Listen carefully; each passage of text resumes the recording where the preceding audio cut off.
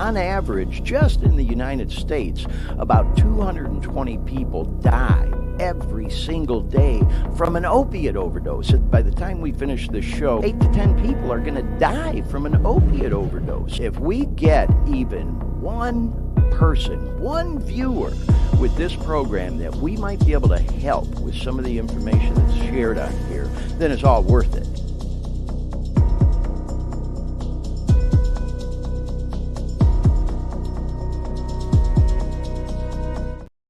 Hey everyone, it's Glenn Victor. Welcome to the Dare Me podcast again, coming to you live from Sacramento, California. Man, have we been looking forward to today's show. We are going to be rocking out for real in just a little bit. We got a special guest lined up for you today.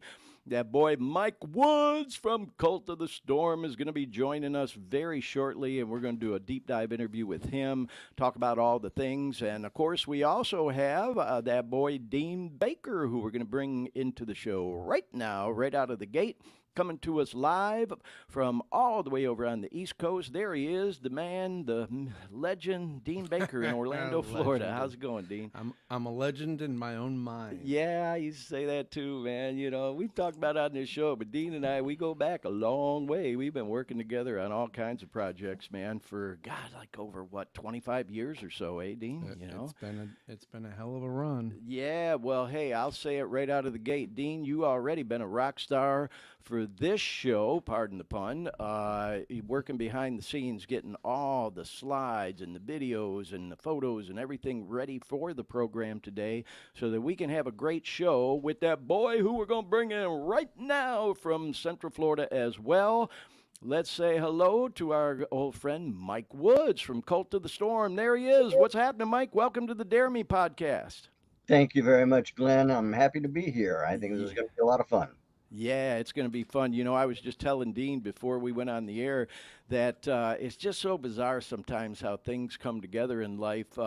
You and I, as you know, have a long history. We met, God, it's over 30 years ago.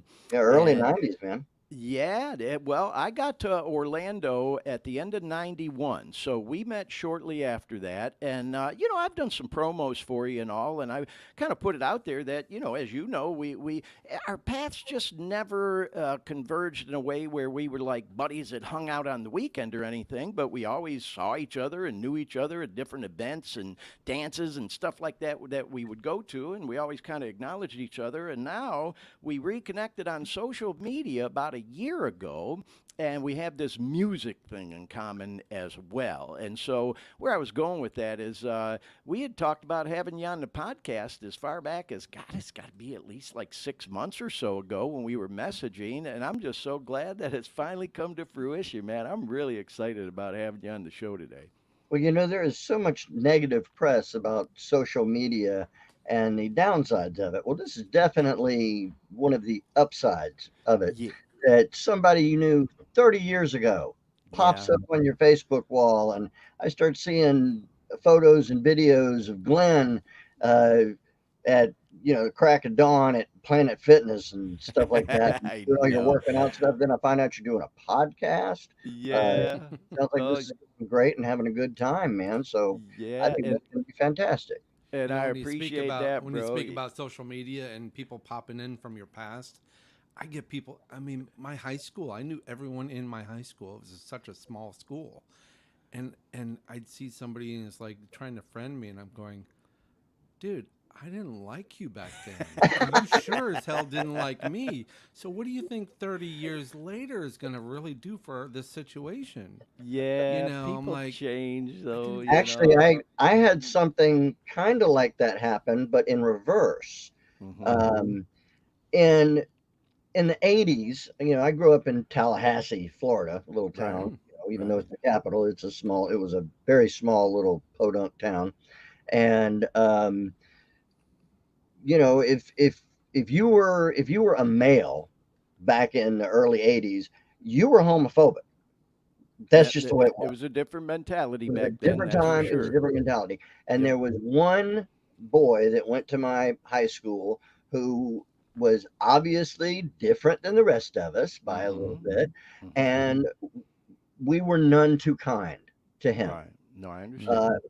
myself included, I was nowhere near the the worst of what he had to put up with, but I was Right. certainly not nice. Yeah, yeah, And I I understand. caught up with him on social media, and I was able to send him a heartfelt Amends. apology and amends to make Yeah. amends for that. And he was so gracious and appreciative, and he grew up to be just this amazing man, and it was just wonderful to have that reconnection on a very positive note, and now we've stayed friends since then.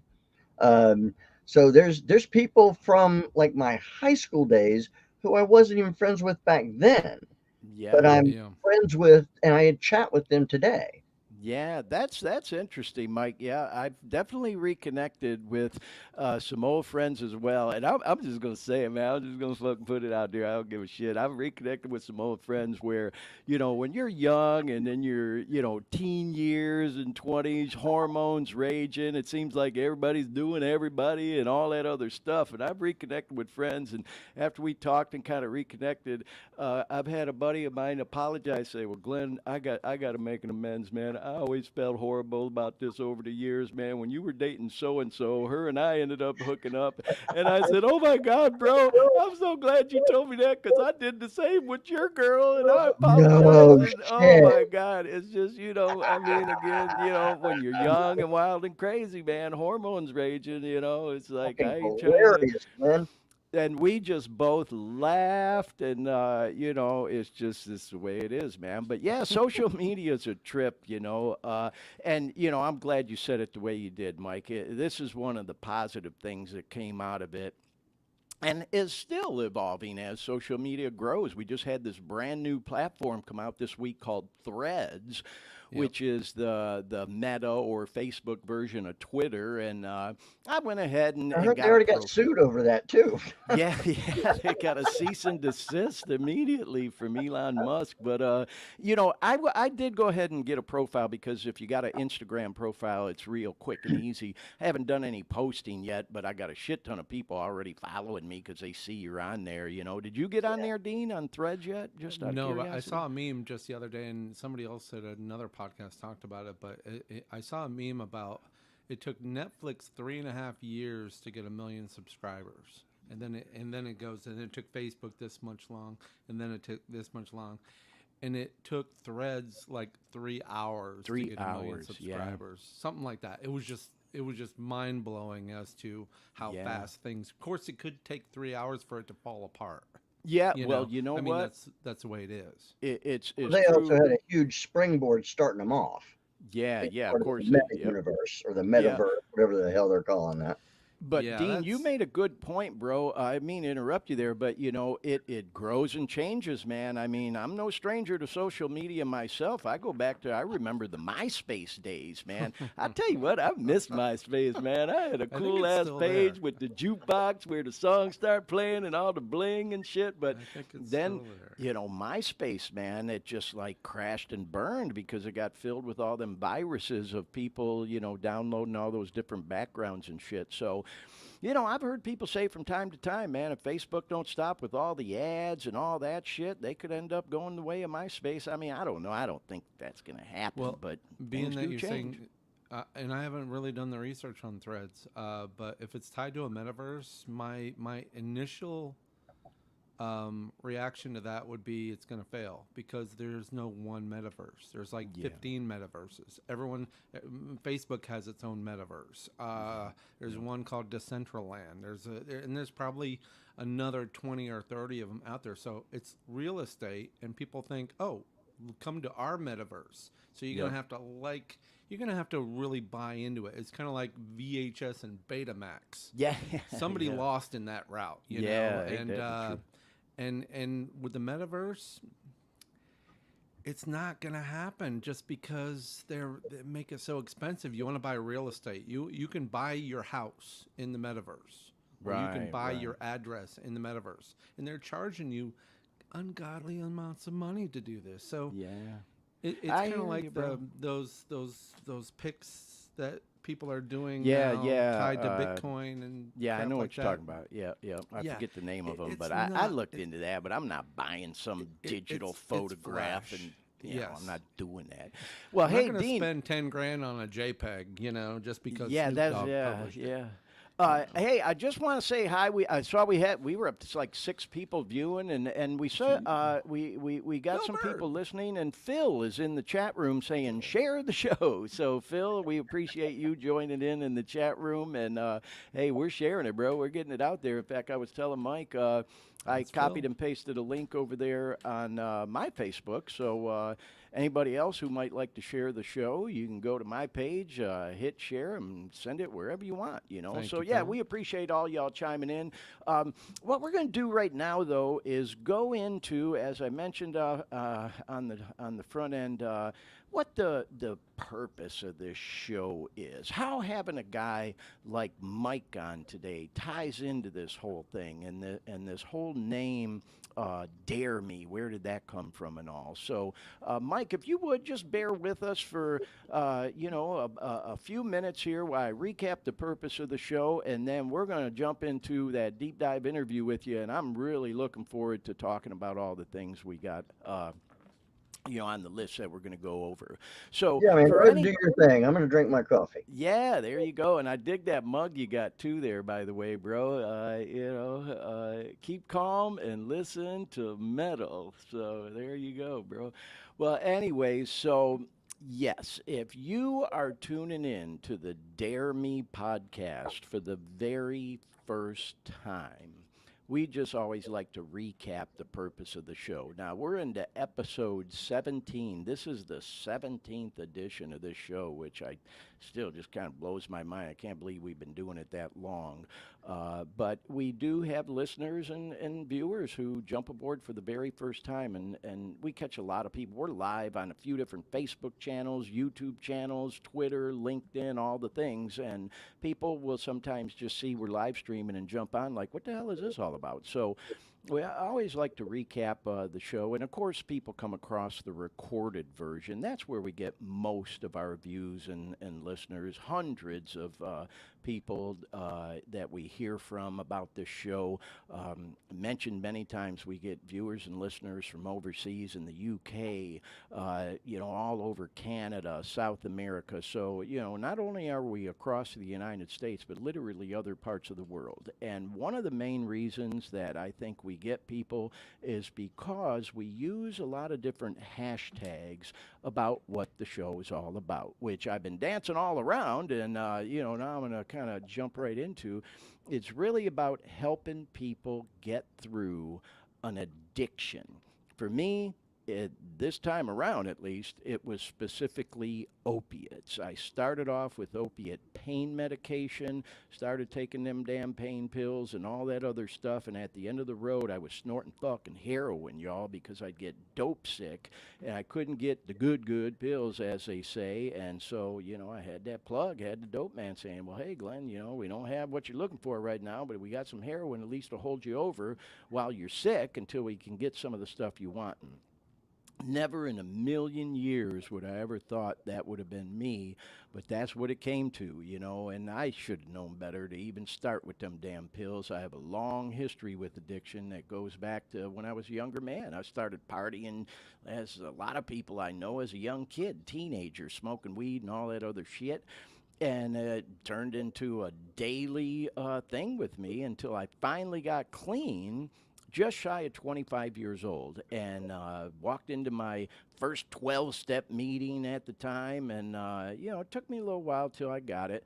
But eventually I did stay clean for a long time, almost 17 years, y'all. I stayed clean for 16 years, 9 months, got very active in, the recovery meetings, things to that nature, NAAA, fucking A, whatever you want to call it, And then I had a horrible relapse, lasted about 5 years. That relapse was on the booze and smoking dope and shit like that. And I ended up back in a fucking rehab again, which actually was a good trip for me because when I got out of there, I stayed clean and sober again for 6 years. And then that's when I got hooked on the pills, y'all. Not to make excuses, but I broke my ankle and I went into surgery, and they put 3 pins in my ankle, and actually was back in surgery a month later to have a couple of them taken out. But when I got out of the surgery, if you haven't figured out where I'm going with this yet, they tossed me a bottle of Vicodins, as I often say, on the way out the door, and I started taking them. And I knew better. I had no business doing no narcs with my long history of addiction, but I did anyways, and I got hooked, like a lot of people do, like a lot of people I know have. Happens to the best. And we've talked about it a lot on this show. And if you go back and watch previous episodes, you'll hear pretty much my whole story. We kind of piece it together throughout different shows. I tell war stories. There's more to come. That's for damn sure. But to summarize, while I was going through that opiate addiction, which was a 9-year run, y'all, at the end of it, I was looking for answers, looking for information on how to kick, because I didn't want to go back into treatment. I just didn't want to fucking go back into a rehab. So I tried like hell to do it on my own. And one of the ways I tried doing that was looking for information online. I was Googling how to get through opiate withdrawals, YouTube, and watching videos, all that kind of stuff. And I came across some good information that we've shared on this show many times. There's some good stuff out there, but there ain't nothing like what we're doing with this show.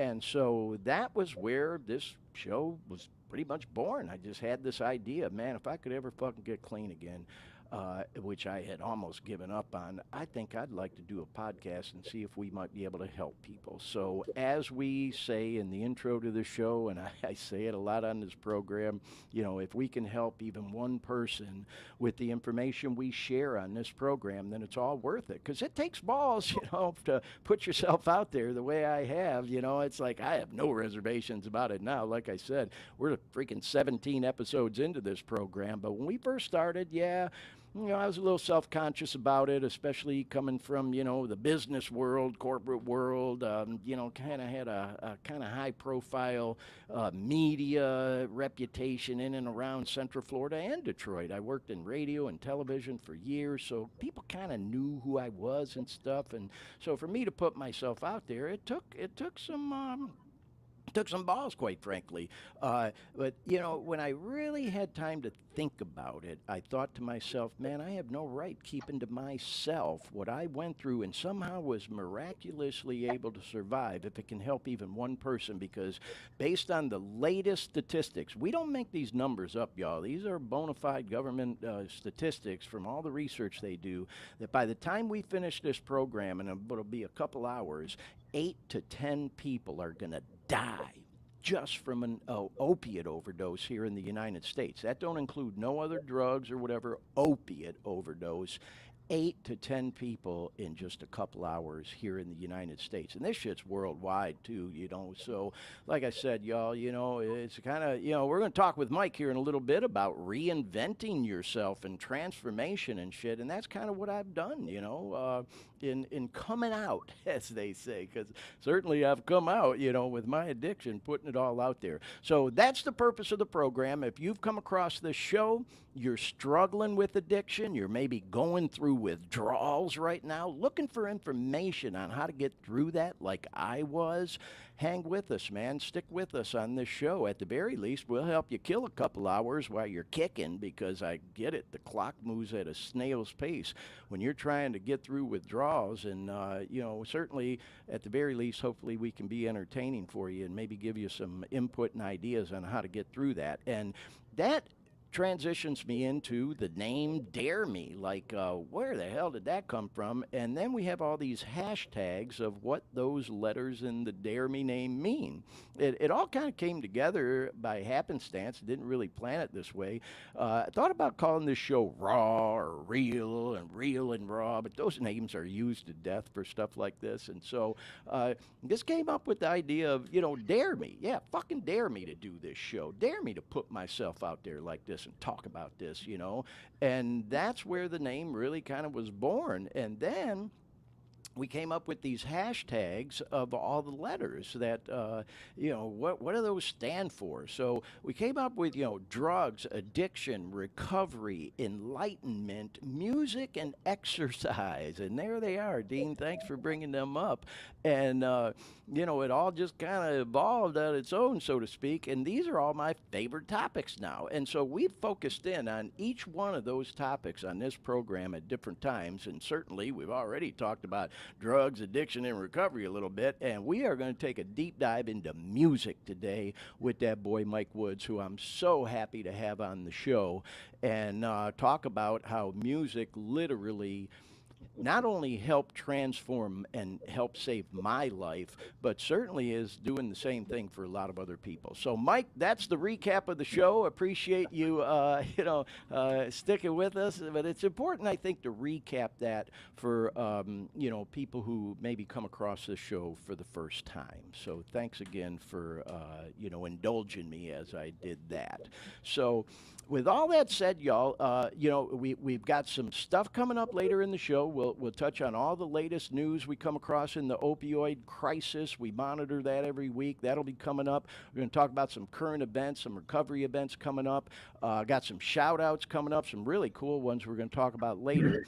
Right now, though, we want to jump right into that interview with Mike. And so, with all that said, Mike, I'll put it out there that and of course, we talked about a lot of this stuff prior to today's show, just kind of preparing and all, that you and I met in the recovery community when I first moved to Orlando, as I mentioned, back in late 91, and then just kind of start meeting all kinds of people in 92. So we go back a long way.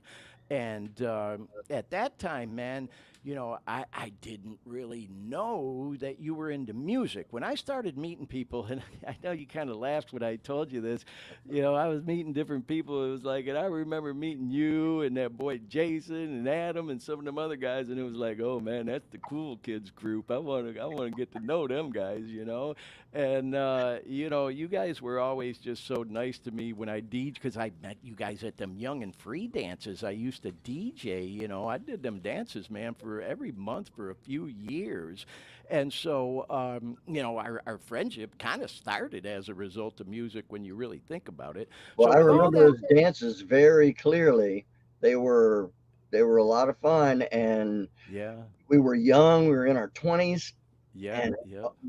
shockingly, amazingly, and wonderfully, there are a lot of really attractive young women there. Oh, yeah. Talk about hormones raging there. We talked about earlier on this program, there were, well, I'll just say a lot of stories that came out of those young and free dances. And, I was thinking about it earlier today. People used to joke around because not me personally, but the committee charged people $5 to get in them things to help cover the expenses. And everybody used to call it young and free. It's young and $5, and so, but anyways, with all that said, Mike, let me ask you this. I've got a list of questions here and an outline.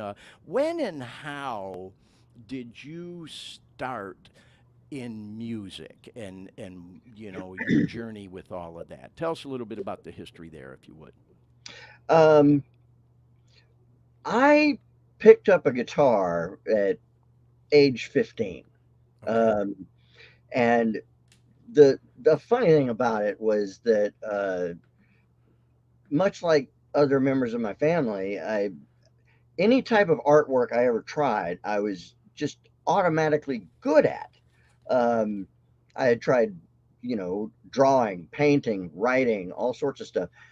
But then I went and tried music, started taking guitar lessons, found out that number one, I was completely tone deaf. And number two, I had the sense of timing of microwave popcorn. So I chose, for some reason, to stick with the one art form that I completely had no natural talent for. Right, And right. Yeah. but that's what stuck. And I was a pretty nerdy kid, so I spent, I had more than ample time on my hands to, uh, sit there in the bedroom playing that shitty fucking guitar until something started to come out that was worth listening to. Right, right. Uh, Well, joined some bands in high school, yeah.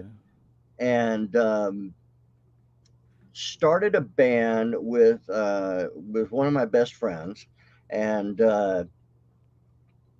we started playing some school functions. And before we were even out of high school, we started playing in some places that we weren't legally old enough to be in. Right, I Um, know what you mean. Yeah. and we got to a point with the band where we needed a new drummer, and we were, I think, seniors in high school by this point, and there was this freshman kid who, I mean, he looked even younger than that.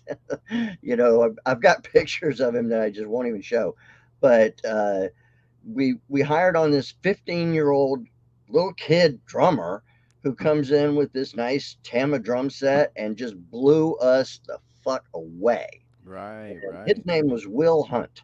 Yeah, we're going to show a picture of you and Will in a minute. And if that name sounds familiar to people, I don't mean to interrupt you, Mike, but yeah, he's who you're thinking he is, a drummer for Evanescence, man. How cool is that? So yeah, he's been in a whole lot of bands, and he's had one hell of a career, and Yeah. it's cool to have some history with somebody like that. Of course, he's out traveling the world playing rock star, so Yeah. he's not, it's not exactly the kind of relationship where I talk to him very often. Well, we're So going it's to not like I'm show. buddy buddy with him or anything like that. Yeah, well, we want to hear more about that, but hey, I thought I should interject right now. We brought this graphic up on the screen, man, which is so freaking cool. I Thank you. love your artwork for Cult of the Storm, which is. Tell us a little bit about Cult of the Storm, Mike. It was the name of the music you're doing, so to speak. Yes. Well, the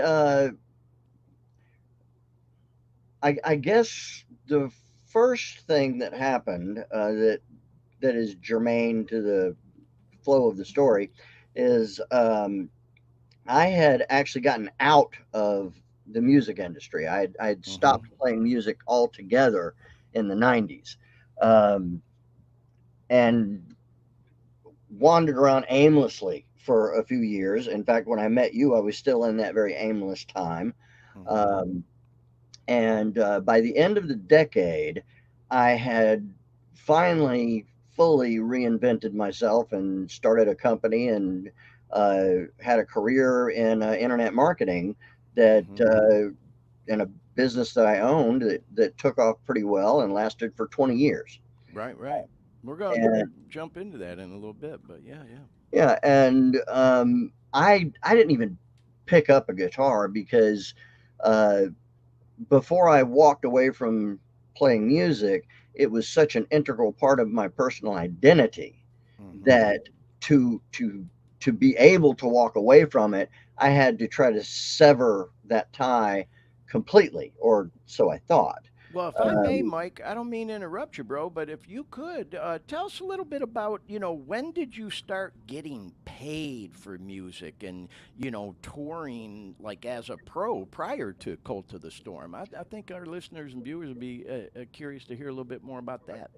well, like I said, some of the first gigs that we got that where somebody actually handed us cash American money. Yeah, yeah, right, That was happening before we even got out of high school. I mean, it was only a right. couple bucks, but then immediately after high school, we were playing little tiny clubs around Tallahassee. That's all that was there, um, but having a great time, having a fantastic time, Right. um, and we had all the rock star dreams and everything, but you know, things go the way they go. Um, and that band kind of fizzled out. And Will went and joined um, a an up and coming band at the time. And I decided to try to go to college just because I had no idea what the fuck else to do. And at the time, that's just Okay, what you baby. did. Yeah, I You get get out it, of high bro. school, you go to college, you get a degree, and you get shitty job and go fucking live in a cubicle or whatever people do. I don't even know because I never Mm-hmm. actually did it. I went to college for about a year and I got a call from another high school friend To go who was back on tour, right? he was a guitar player in a touring band by this Mm-hmm. point, Mm-hmm. and their bass player uh, was having to go back home to England. And in the middle of a tour, um, I got flown out to meet them, and they were they were playing back then. We were playing really large clubs. They don't really exist like this anymore. I mean, the Right. closest thing is like the Hard Rock Okay. Cafe Yeah. and stuff like that. But these clubs were actually considerably larger than that, and the stages were 3, 4, 500 square foot stages. I mean, it was Right. just by today's standards, it was completely batshit crazy that completely unknown bands would take to stages and clubs that large, but that was the norm. Yep. Um, and I had gotten a call from this friend to go and join his band on the road, and um, my decision to drop out of college took about a second and a half because I school was never really for me. Um, and went out on the road with this band and did a lot of the rock star type stuff that you read about.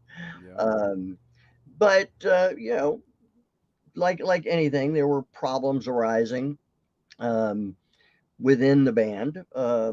You know, There's I've always some shit in the game, artistic differences, and too yeah, much partying, and mostly it was too whatever. much partying by the other members of the band that was the problem for me. Right.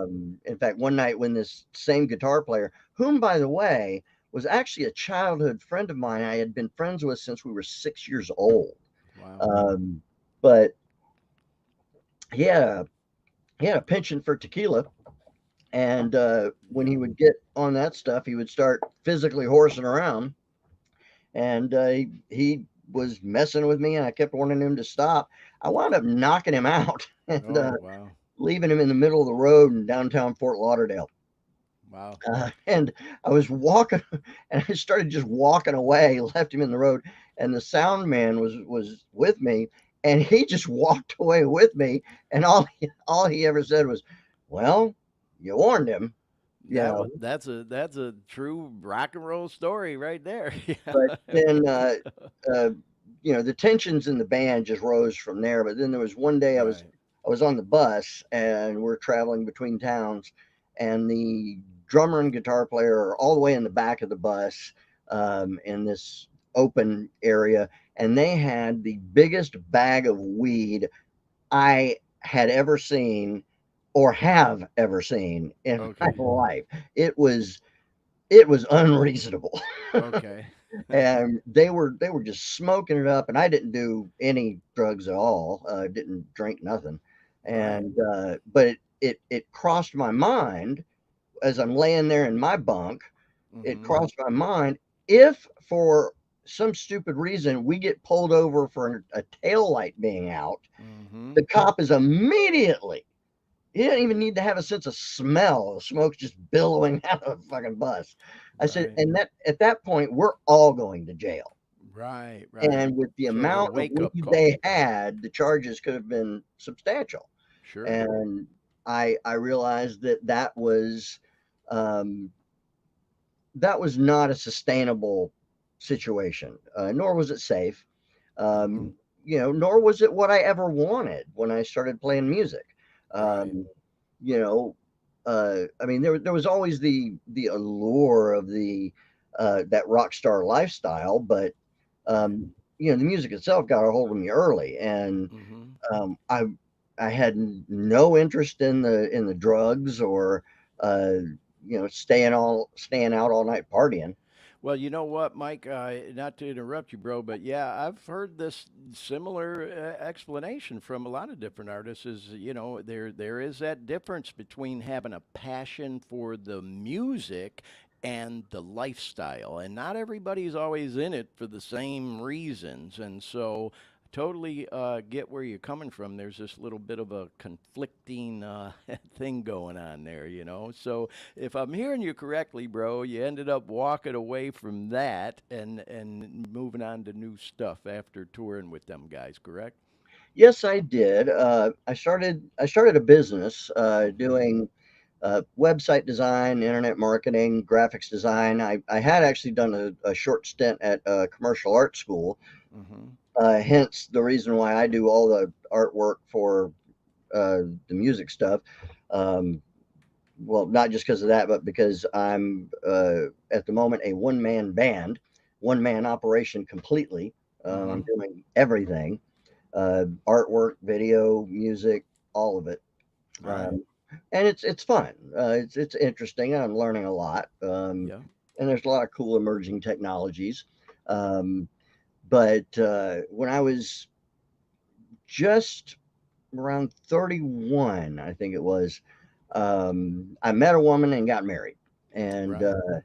um, we got married. We bought a house, and we had a kid in that order. Yeah. Um, and when my son was about 7 years old, uh, he said a very simple phrase to me that turned out to be like a nuclear blast. Okay. He said, "Daddy, I want to play guitar." And Wow. Right. Right. so later, like the next day, we were at a local little music store, and I was buying him his first guitar.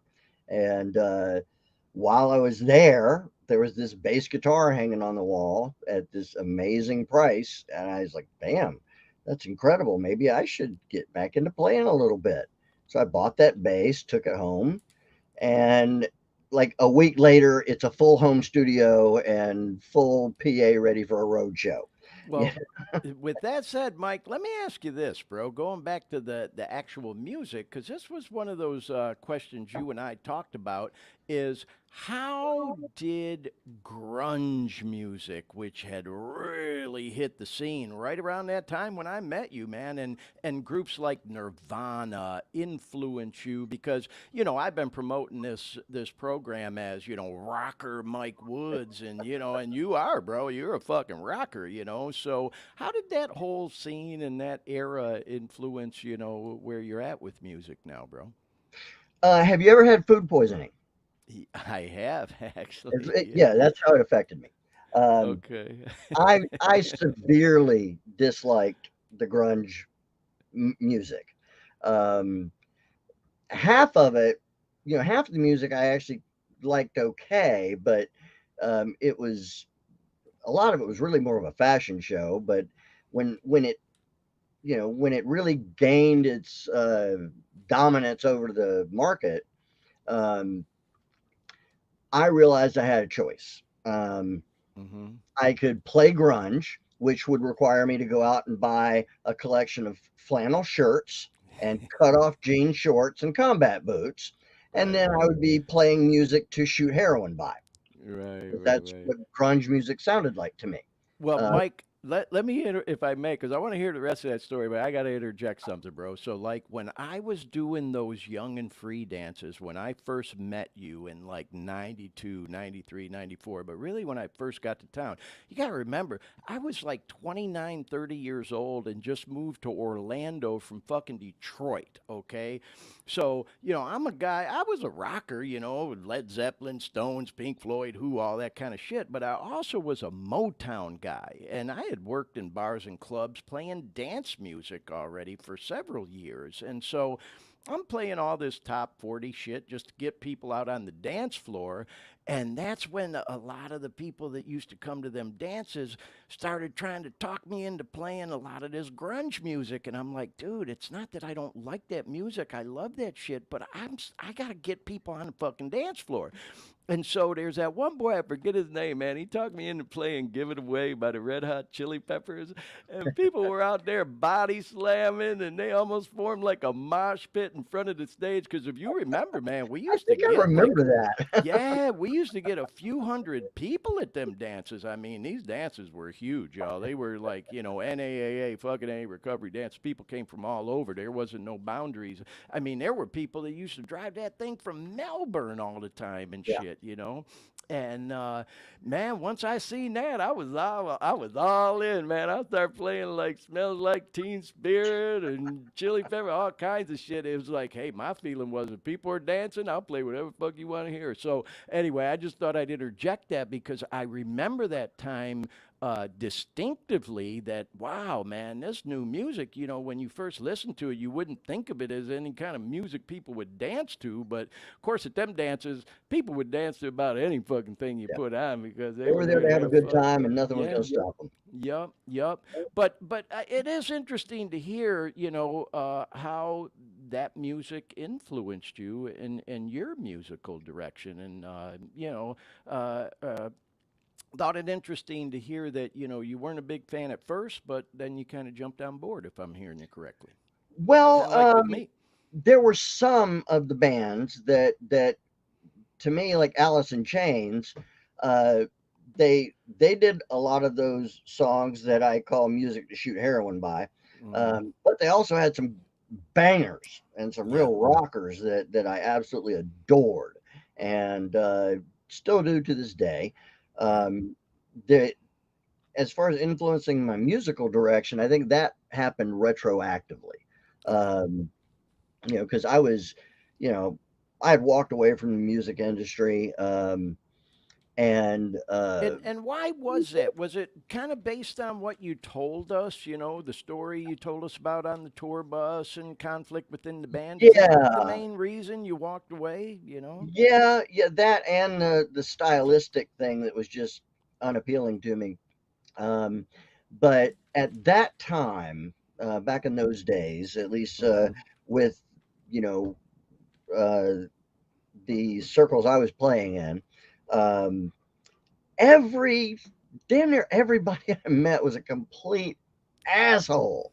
Um, I remember Yeah. we did we didn't stay in one place for very long, but we did kind of an extended stint in South Florida. And I remember meeting Marilyn Manson Right.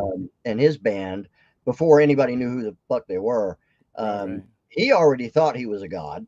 Um, Right. I Right. don't even Right. remember any of the other band members. I just remember that guy, and I really, really, really didn't like him.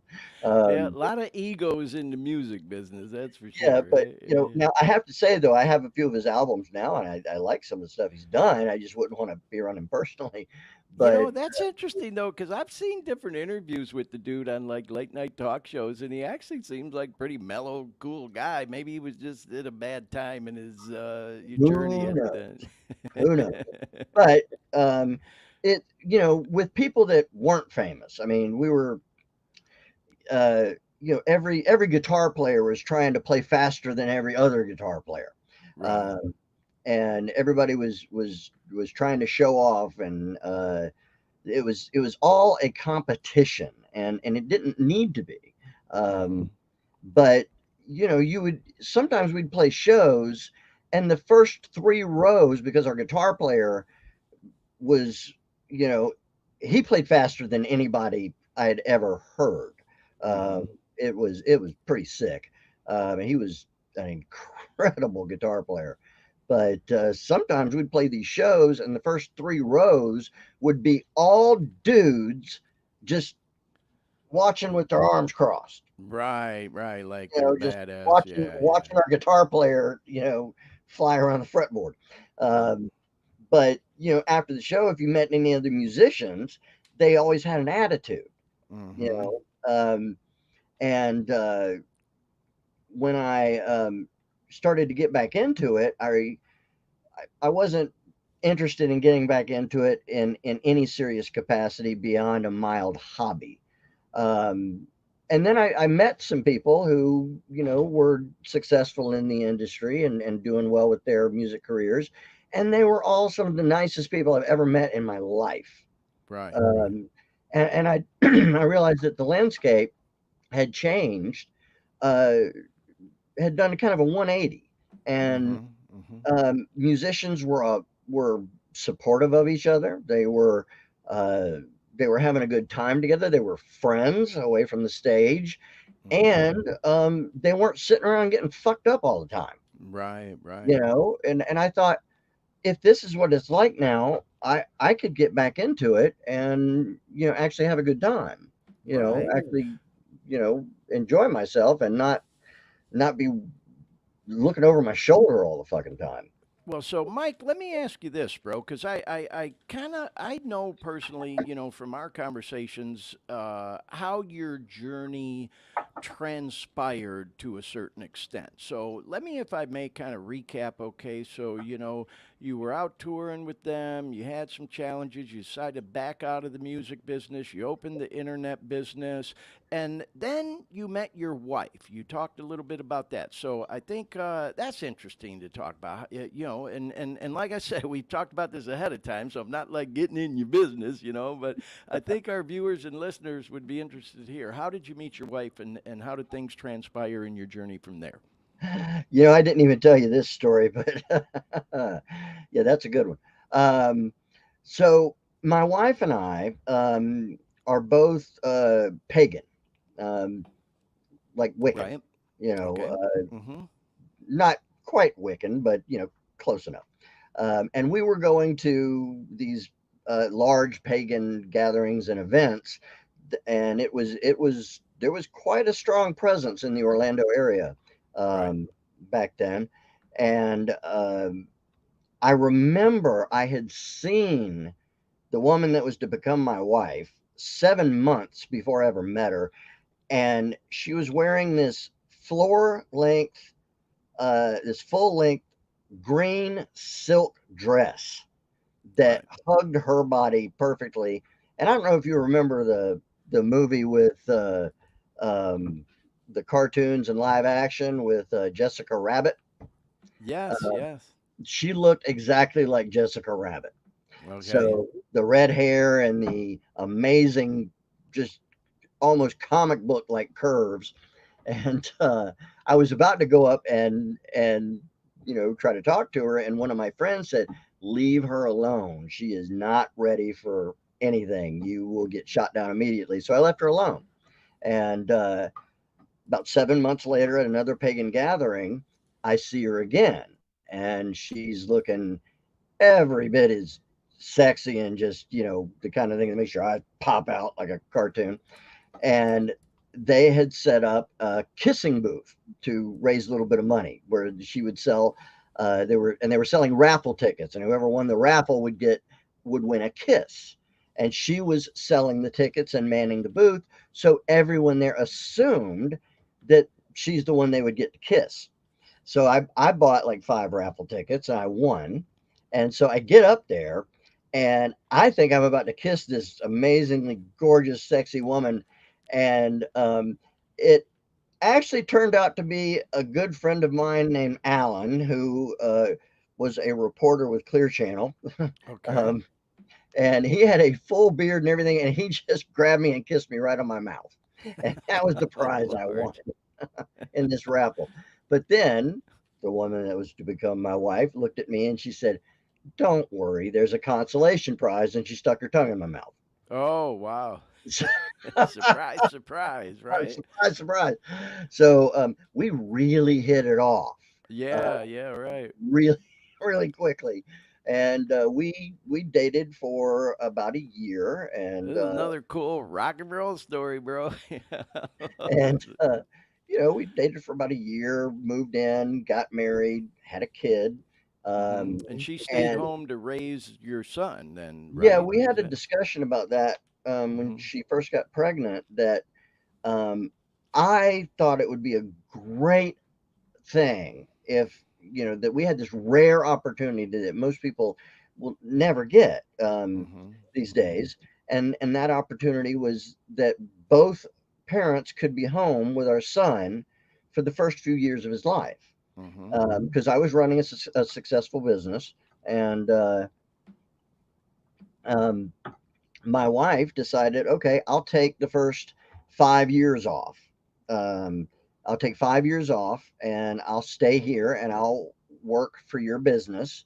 and we'll be home with our kid all the time. Well, that 5 turned into 7 years, Right. and it was incredible, and it worked amazingly well. When she started working with my business, the profits doubled. Wow. You know, so yeah, I mean, life was great. We were doing wonderfully. Um, But then, if I may interject, just kind of following along with this outline you and I put together before we started, mhm. some troubles began. So this is kind of, this has been really fun hearing, how your journey transpired from a very young man, Mike, and like even when we met and, you playing rock and roll with Will Hunt and, going on tour and opening your business, meeting your wife, your family, and that's awesome, man. I just love hearing stories like that, and that's a cool journey. And let's face it, we all have shit in the game in our lives and troubles come. And that's kind of the point we've reached in our conversation where some Yeah, troubles began for you with surgeries and things and you having to really dig deep, if I can say it that way, to, yeah. as you've said, reinvent and transform yourself. So if you would, share with us a little bit about what happened then, man. Yeah, that was pretty early on, actually. My son was only 1.5, 2 years old. He was a toddler at the time. Um, and I came down with pneumonia. Um, and it got really bad, frighteningly fast. And so we went to the hospital in the middle of the night. And within a couple of days, we discovered that I had developed a MRSA infection inside my lung, which had Wow. apparently never happened in history before. Mm, MRSA is a drug resistant bacteria. right. It's extremely hard to treat, and it's lethal. And but prior to this, it had only been, I guess, seen on people's skin.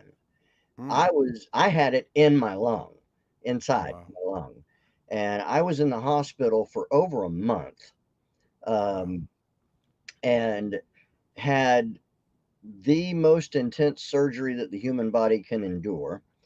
Wow. Um, they damn near cut me in half. Mm, To get to the problem, which was significant and worse than they even thought it was going to be. But I mean, I mhm. have a 2.5 foot scar wrapping around my body from Wow. that. Um, and after getting out of the hospital, it took another full year to recover. Mm, And when you've basically been disassembled and put yeah. back together again, Mm, pain management is mm, is extremely important. And I don't yeah. think that pain management gets the respect that it needs. I don't think it's taken seriously enough. No, I get it. But at that level of surgery, of course, it was there was no getting around it. So they had me on the heaviest stuff that they could possibly give me, Hmm. two different opiates at the same time. And Right. uh, luckily, with some foresight, because when I was a teenager, I had gotten hooked on opiates myself, Right. and at 18 years old, I was overdosing on those things every time I took them Hmm. at 18. So I got clean at 18 because it was either that or die. Right. Right. So here I am going into the hospital, and I've been in the hospital for a month, and I've been on this really fucking heavy dope the whole time. Mike, Uh, can I don't, yeah, I definitely want to hear your story, but if I may interject, just because I think our viewers and listeners would be curious, and certainly I'm curious even because, I've shared, as you heard me talk about on this show, how, I went 16 years, 9 months clean, had that relapse for 5, stayed clean for 6 again when I started on the opiate pain medication when I broke my ankle. So where I'm going with that is you said you got clean at 18. And again, we all just got today. Let's face it. I am curious to know though, how long did you go between getting clean at 18 and being faced with the decision of using opiate pain medication? How long was it? somewhere between 13 and 15 years. Right, right. So yeah, Um, man. Yeah, that whole pain that's management where that thing, man. worked out. It's a deep topic. Yep, yep. Well, what I had the foresight to do Mm-hmm. was, luckily my wife was there to help me communicate because I Sure. was pretty out of my fucking mind. But I was lucid enough to come up with the idea that, hey, we need to talk to the surgeon because he's the one prescribing this stuff. And the surgeon, to his credit, sat down with me with a pad of paper and a pen, and he wrote down a detailed list that was a plan for how to step down off of these painkillers and get off of them with minimal discomfort. Um, Withdrawals. Yeah. yeah, and now minimal discomfort from opiate withdrawals is still, I got to tell you, it's still a fucking nightmare. Believe me, Um, worst thing I ever been through in my life, bro. I can tell you that even with the step down process, it was really fucking hard. And I know what it feels like to have spiders crawling all over your body. Yeah, That yeah. was one of the sensations I had Mm-hmm. during that time. But I, I, I hated it. I Mm. remember hating Yes. taking the drugs. Thank And God, bro. you mentioned my friends Jason and Adam Yeah. earlier. Adam actually Old came friends. Hey and guys, if you stayed with see us. this. Yeah. He came and stayed with us for a while to help make sure that I took the medication and also help make sure that I did what I was supposed to do and didn't hurt myself and all that kind of crap. Mm-hmm. Um, and that was enormously helpful. But I Yep. do remember truly hating the sensation of those opiates. It Right. had completely turned. Um, there was no enjoyable high. Um, Right. I had come to really enjoy being clear headed. I had come Mm. to really enjoy my intellect. Wow, Um, bro. I can and relate, man. those fucking heavy ass opiates, they shaved 20 IQ points right off the top. Mm. I Mm-hmm. mean, they turned me into a fucking idiot, and it was horrible. You know, Um, bro, I got to interject, Mike. I remember this even, my first relapse going through treatment, bro, and they talked about how for those of us that have been down that road, there is, and some might disagree with this statement. I'm just going to say is what I was taught. For those of us that know who've been down that road, there is no mental pain like relapse. Now, I'm not necessarily saying your journey was relapse, or some might yeah, even say mine that was was, not. you That was know, or, absolutely yeah, I yeah, yeah. still considered myself clean after that. Mm-hmm. Yeah, yeah, yeah. And same thing with when I broke my ankle. It didn't start off as a relapse. I was legit taking pain medication for a condition that certainly warranted it, that was prescribed. Yeah. Uh, when the relapse, I guess you might say, started is when they did, like you called it, the wean down. But I kept fucking going, and then I started getting it from off the streets and the dope man, and it snowballed out of control. So, where exactly did that start? But the thing of it is, man, when you have a medical condition, that's why I was saying, man, that whole pain management thing, ooh, that's a deep topic, man. Yeah. But the thing is, I totally get what you're saying. Once you introduce that shit back into your body, after you've had long term clean time, as we'll say, man, it's a whole different mindset then. That's all I kind of, I guess, was getting at. I Yeah. didn't Well, mean I to mean, I had interrupt your heard story, people but talk yeah. about like relapsing, of course, Mm-hmm. um, and talking about having a bloodstream full of drugs and a Yeah, head yeah. full of recovery, Yeah, um, yeah. and they don't mix. No, as the old saying goes, I'd rather be in a meeting thinking about being at the dope house than being at the dope house thinking about being at a meeting. And I've been to both places. Yeah. No So fun. I haven't experienced that, uh, Mm-hmm. but I had heard countless stories Mm-hmm. exactly like yours, Mm-hmm. exactly Yeah, yeah. like yours.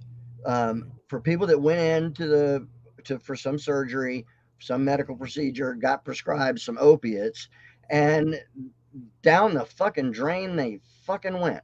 Yeah. And it happened so much that when it, when I found myself in the hospital, and they're pumping me full of all this dope, um, I was remembering all of those stories that are just like yours.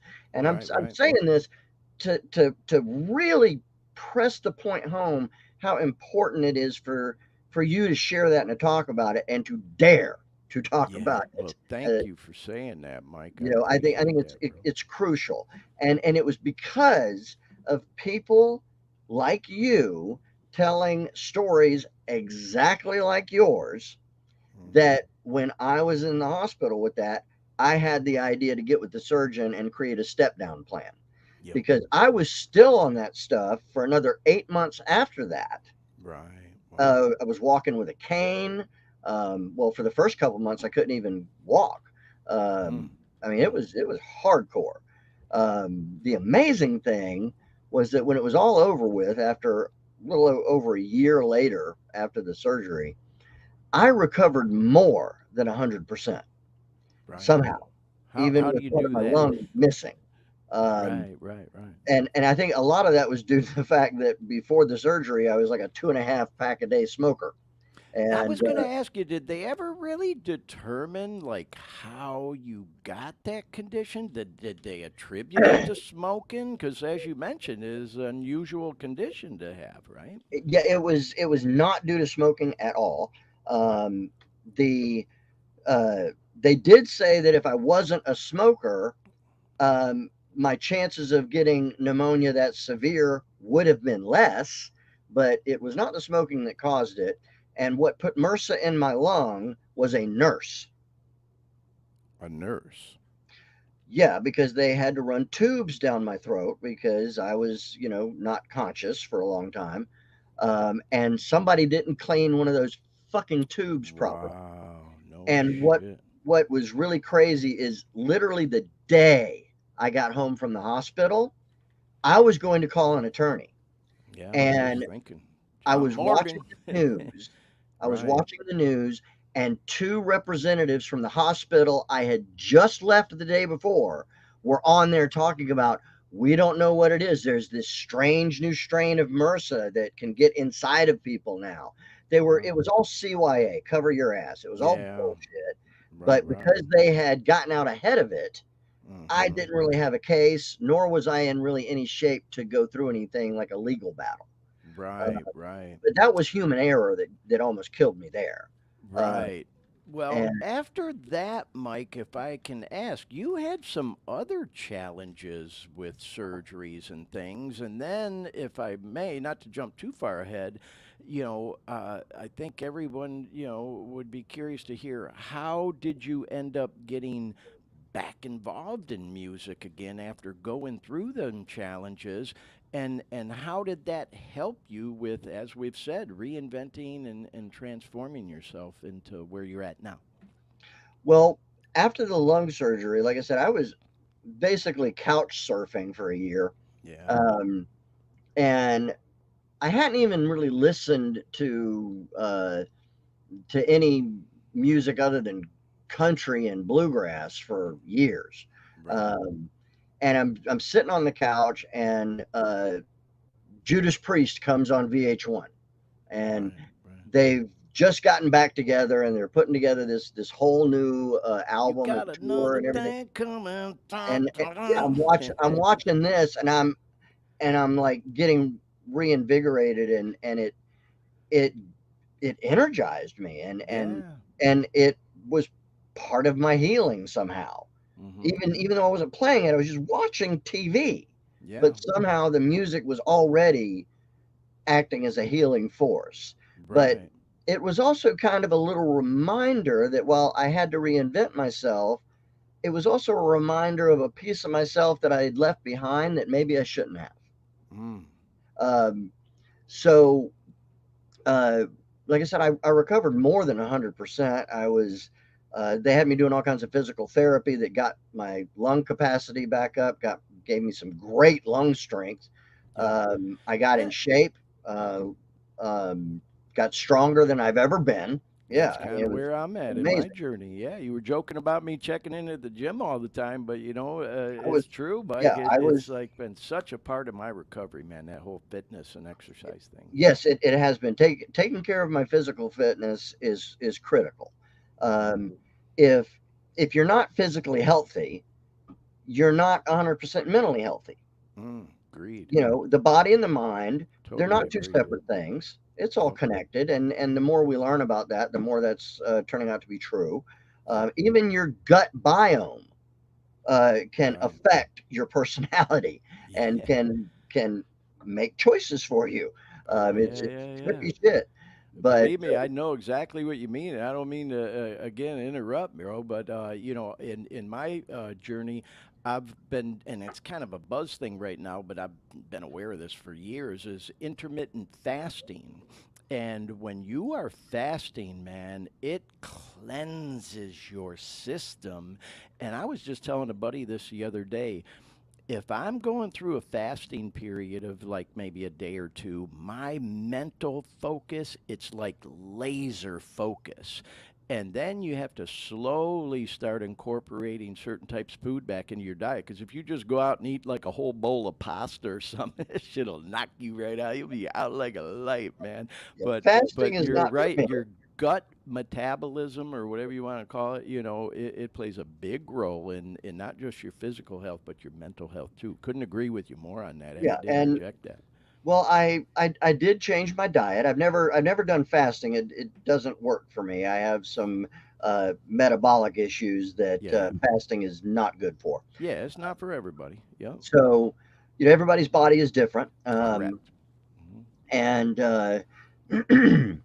I had really gotten into getting fit, especially after when you come up against a real existential crisis, Hmm. where you're literally hanging on the edge of death Yep. for weeks. Uh, it it's quite the wake up call. Uh, I'm glad. Again, I don't mean to keep interrupting you, Mike, but I'm glad you mentioned that the way you did because I want our viewers and listeners to understand that, sometimes you say shit real fast and it's like, yeah, in one ear and out the other, but let's understand the impact of what you were just describing to us, man. That ain't no fucking joke. And not to take the focus off our conversation, bro, but I've shared on this program, Mike. I had a little cancer scare myself. I had bladder cancer. They oh, took out a golf ball sized tumor, and I thank God I didn't have to do radiation, but I did go through 6 months of chemo. Thank God I've been cancer free for over 6 years, and hopefully that's good. behind me now. The point I'm making is, just like just now, me just saying that real fast in one ear and out the other. But the point I'm making is when you are faced with the potential of, holy shit, this could fucking kill me, man, it sure changes your mindset It about does. that kind of stuff real fast. And what you Yeah. went through, bro, definitely sounds to me like it was one of them wake up calls. And then, as I briefly mentioned, I know you had some other surgeries that Yeah, were wake up calls for you too, right? I did. And it's it's so bizarre because looking back on it, it was like up to that point I had lived a charmed life, Right. um, and then this shit comes along, and it's like the hand of God slapping me down. Um, but after recovering from that and rebuilding my life, I did start getting more back into music, but once again, more as a hobby than anything else. Um, and it started getting more serious when my son started playing guitar, Right. and started to snowball. It was still very much just a hobby to to have fun with because I was still running my business, um, and um, I think I have trouble remembering what order things happened in, but Right. I Well, you had remember, a heart surgery of some sort, right? And then I yeah. know your wrist was fucked up, and Yeah, I had a problem with my wrist, where I had to have my left wrist rebuilt, They Right. took out several bones in there, Mm. and I Mm. lost a lot of mobility, but I could bend it just enough to still play guitar and bass. It was Right. it Right. could bend to just the perfect position, so I got lucky there. Um, that I could still play, but it was a lot. Once again, a lot of physical therapy. Once again, more opiates. Kind of Uh, had to learn to play music a new way, and if I can yes, use the phrase. Yeah. not entirely new, but I had to work with this new wrist. Um, but had to go through the opiate thing again. Only, of course, this it was nowhere near as long, and the withdrawals were nowhere near as bad. Right. Um, but um, it was before heart surgery. I remember taking my son to his very first concert when Mm-hmm. he was 12 years old. So that would have been about just about 7 years ago. Um, and the very first show I took him to was this a brand new festival, outdoor festival that was happening in Orlando, and the headliner was Evanescence. Um, Right. Right. and Oh so man. there's my ex Speaking of. bandmate Will as the headliner. So my son and I went to the show. So his very first concert, all the bands on the bill, he was a fan of, Right. and we got to meet all of them and hang out and chat and stay. I kept my 12-year-old son up way too late. There's And me, my son, and Will in the middle. there Uh, you are, bro. I had to bring that picture up. And that, again, not to interrupt you, Mike, I keep saying that, but, for our viewers and listeners, that is that boy, Will Hunt, right there in the middle, yes, drummer for yep, Evanescence, man. How yep, cool is that's that? Will, and that's my son when he was 12. If you notice how tall he is, he's 6'2" now. Um, Right? but that was a magical night, and he was thrilled to meet all these people. Oh, And good once looking again, kid, too, Mike. He definitely thank looks you. like you, no question about that, man. Well, these were some of the nicest people I had ever talked to in my life. Um, Right. I remember I was talking to Emma, who was the bass player and leader of a band called the Sick Puppies. Oh, yeah. Well, we got that picture, too, bro. We're going to bring that up right now. Yeah, Let's see so here. Let me bring uh, this up. we were both a Why don't you big bring fan of that up, Sick Dean? Puppies. We were both a big fan of the There Sick we Puppies. Yeah, go. there's me and my son with that's Emma on the far left, Yep, and Amy Lee well, that's in where between me and my brother. I gotta interrupt, bro, because I've told you off the air, man. I am such a huge Amy Lee fan, man.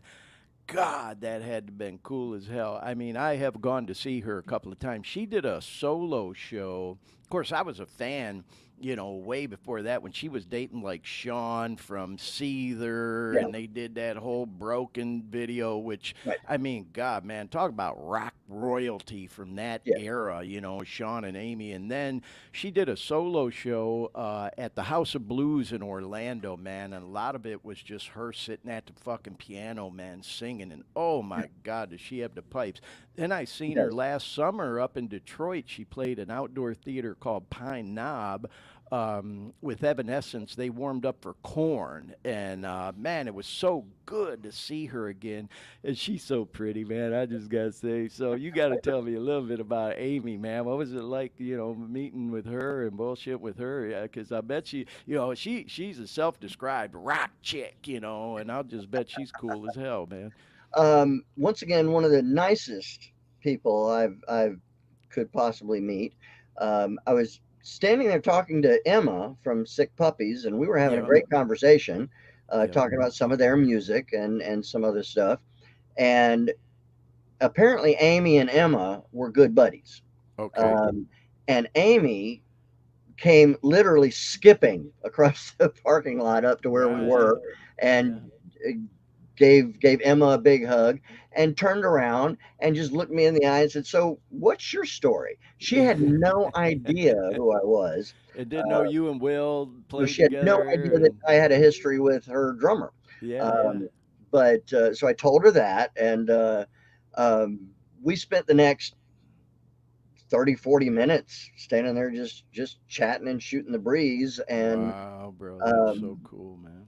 it was what was really interesting, and this is one of the big differences between that that encounter and all the encounters I had when I was playing professionally.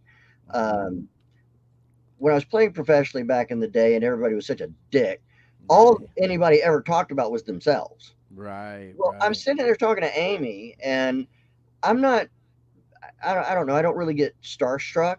I mean, to me, right. people are people. Yep. So we're just shooting the breeze. She just might have more interesting things to talk about, but she didn't.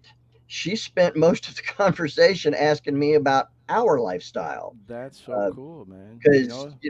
we were talking about the fact that when my business took off, we bought 10 acres out in the middle of nowhere and put up a Hmm. house and a separate building for my office that has now become my music studio. Uh, Right.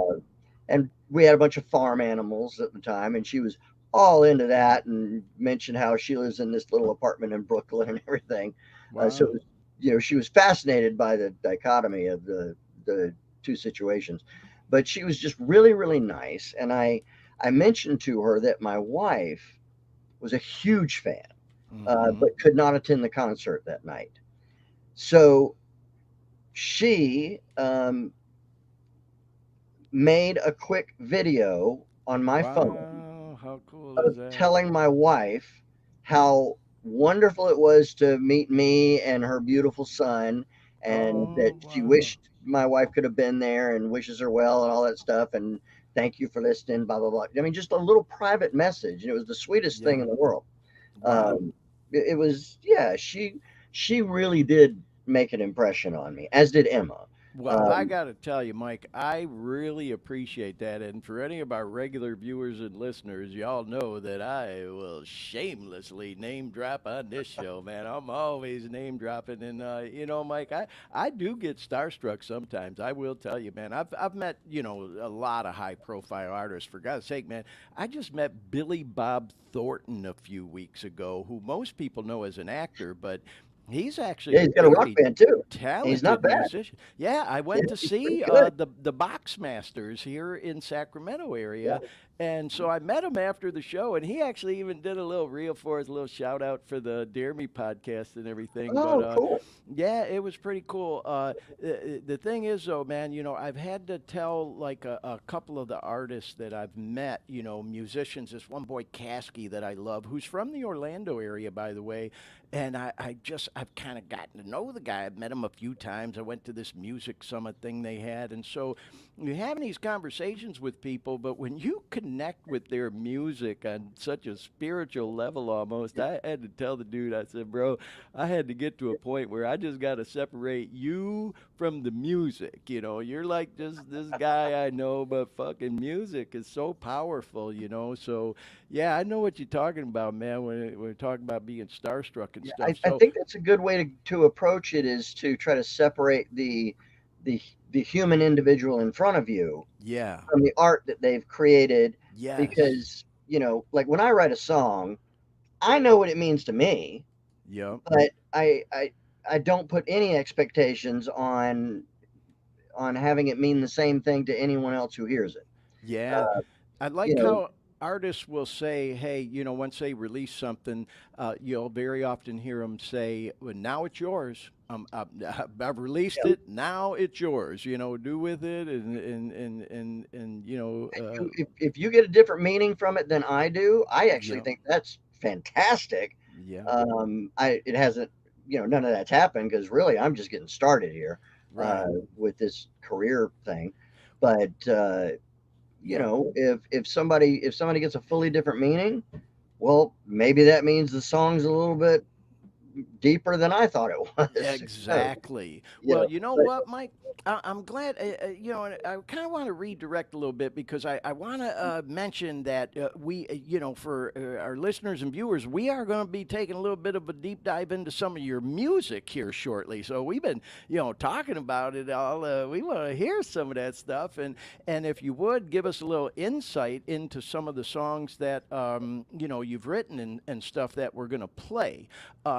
before we do that, though, if you would, bro, because I really do want to get into some of the music, just tell us a little bit, if you would, about this transition that took place where you decided to retire from the internet business and kind of, as you've said, reinvent yourself, and that there was a Yeah. silver lining, if you will, from all that surgery and those challenges you had Yeah. in life, as you said, kind of come out the other side, and you're just really getting started. So, if you would, just tell us a little bit about that transition before we jump into some of the music here. Okay. Well, uh, when I was 50, 5 years Right, ago, right, um, uh, I had a partial tear in the rotator cuff on my shoulder, and I went in to get that fixed, and they put me under. Um, and I immediately had a cardiac event, um, and turned blue. They woke me up. I woke up, I felt fine, and I was like, "Is my shoulder all fixed?" And they're like, "No, we couldn't even get started. You need to go see a cardiologist immediately." And I went to see a cardiologist. It took them about 3 weeks to figure out what the hell was wrong because I was still as strong as an ox. I got on there. One of the first things they do is a stress test on a treadmill, and when I got off the treadmill, I was remarking that that was more of a workout than I expected. And the tech said, right. um, he said, "Mr. Woods, uh, I had to keep raising the resistance to the point where the only other people that I've pushed that hard were 25-year-old athletes, Mm, uh, and here I was 50 with a heart that was literally about to explode."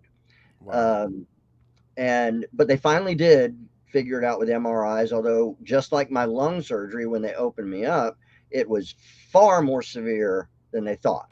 The surgeon told me later that if they hadn't have gone in and done surgery when they did, I wouldn't have lasted another 48 hours.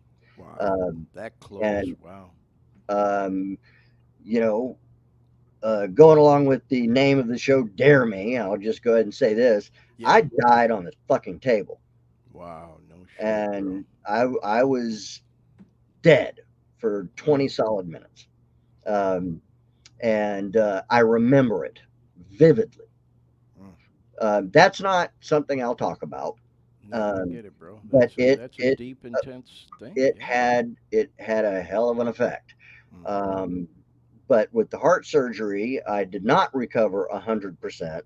Although I did get strong again. And last visit with the cardiologist, he said there's no restrictions on your physical activity whatsoever. And I reminded him of who he was talking to and how intense things can get for me, Hmm. physically sometimes. I'm kind of a energetic dude. And he said, "Nope, you don't have to worry about anything. Just go live your life and enjoy it." And so that was a relief. That was a big weight off. Sure, But sure. as as I came out of that heart surgery, especially with it being an even somehow closer call to death than the lung surgery had been, I didn't realize it for quite some time, but I had come out of that with complex PTSD. And um, I recovered from the heart surgery, and I had I decided to retire from the business that I had at that point. Hmm. Um, Partly because I was still recovering and it was really hard to keep up with because I had a pretty large client list. But I also saw the writing on the wall, that that particular industry that that I was in was about to change in such a way that I was going to be obsolete.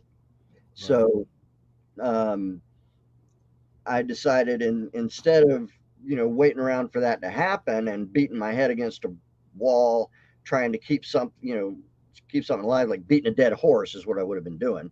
Right.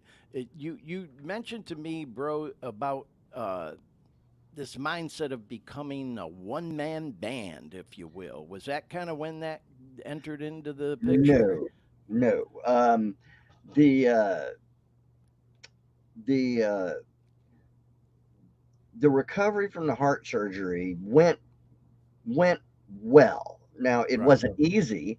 I didn't think it went well, but when I described everything, to the cardiologist and to the heart surgeon of how my recovery had gone, they said, "Well, that's actually really good. Mm. It went really, really well for you." And I'm like, "If that's good, I don't even want to know Right. what a Right. bad turnout looks like or feels like." But I did recover from it. And I Hmm. decided at that point to retire from the business. And I didn't know what I wanted to do for a new career. I wasn't really in a place where I was even ready to think about that. When you say retired from the business, just want to clarify, we're talking about your internet business that you had Yes. for so long. Yep. Yes. Okay. I shuttered the business, I closed it, Yeah. Sure. I Hmm. dismantled it. Okay. And Sunsetted it. Yeah. I did, and I retired the business, Okay. and wasn't really sure what I wanted to do with myself. Except one thing I knew is I wanted to play in bands again. Hmm. So I worked my ass off playing bass and got my bass playing chops back, and started poking around the music scene and poking around Facebook and attending some jam nights and open mic nights and stuff like that. Met a few people. Wound Right. up joining a band that had Okay. just put out their first album, and they were going somewhere. They were not fucking around. And Right. I was sitting there going, wow, I haven't done this in a couple decades here. And the first band I land with is already doing serious stuff. I was like, this is amazing. Um, and just as we were about to, I think we were about to go back in the studio to record some more stuff. I have a hard time remembering if that was about to happen or if we were about to play a couple live shows, but I was doing some home repair. Uh, we had a water leak inside our house that had fucked up the floorboards in one section, and I was replacing the floor of our Right. house. Living out here in the middle of nowhere, you have to learn how to do everything yourself because you can't get anybody out here to fix anything. Okay. So Yeah. you name it, I probably know how to do it. Right. Um, and I was cutting floorboards, and I wound up having a really horrific accident with a Mm. circular saw. Ooh, pardon the expression, but I used to do a lot of that stuff. And a buddy of mine, who you probably remember from back in the day, Tom Dotson used to call me Harry Homemaker. He'd be like, Glenn, you know just enough to be dangerous. You better call somebody. You know? Yeah, I wound up having to learn everything, and I decided to learn like electrical. I decided to learn it to code. Hmm. So an inspector has never looked at anything out here on our farm. I build structures out here on our 10 acres all the time, and no Right. permit, no nothing. Nobody says shit. No, I get it. But Yeah. just in case, I Sure. decided, well, let's make sure it's all up to code. So I learned all that. Yeah. Uh, but um, it was the accident Hmm. was probably the most Serious. traumatic thing I've ever been through. I have I don't know if you can see it here. How do I get my hands in front of the camera? There we go. So I have 10 fingers now. Uh, Right. there Oh, I can tell a there was couple a of them. couple Yeah. hours where I did not. Right. There was a couple hours where I did not have all 10 fingers attached. Obviously, they were able to reattach them. Right. Um, and once again, according to the hand surgeon, everything went way better than they expected. Right. And I'm like, if this is better than expected, I don't want to know how bad it could have been. Right. Because my left hand is predominantly disabled. I've got my thumb is the only digit that's really fully okay and functional. These two fingers here work mostly, and uh, I can do a little bit of stuff on the guitar with them. Um, but The other two, not so much. these, So, yeah, these two fingers don't really do anything, and I can't even feel them. so you Um, really did have to, talking about reinventing and yeah, transforming yourself, you had to learn how to play guitar all over again, if you will. So, or even, as we'll say, reinvent yourself as an artist. Is that a good way to all of the put it? above, all of Right. the above. Right. What I did was first, I freaked the fuck out and Yeah. was like, well, that's the end of music. Got this great restart for a hot Yeah. 5 minutes. And then this happens. And I'm like, now Yeah. what the fuck am I going to do with myself? Right. Um, but there was something about the music that just would not let me go. Mm. And Mm. I remember that I had this idea. I did a lot of research. I was like, okay, after catastrophic hand injuries, how have people dealt with it?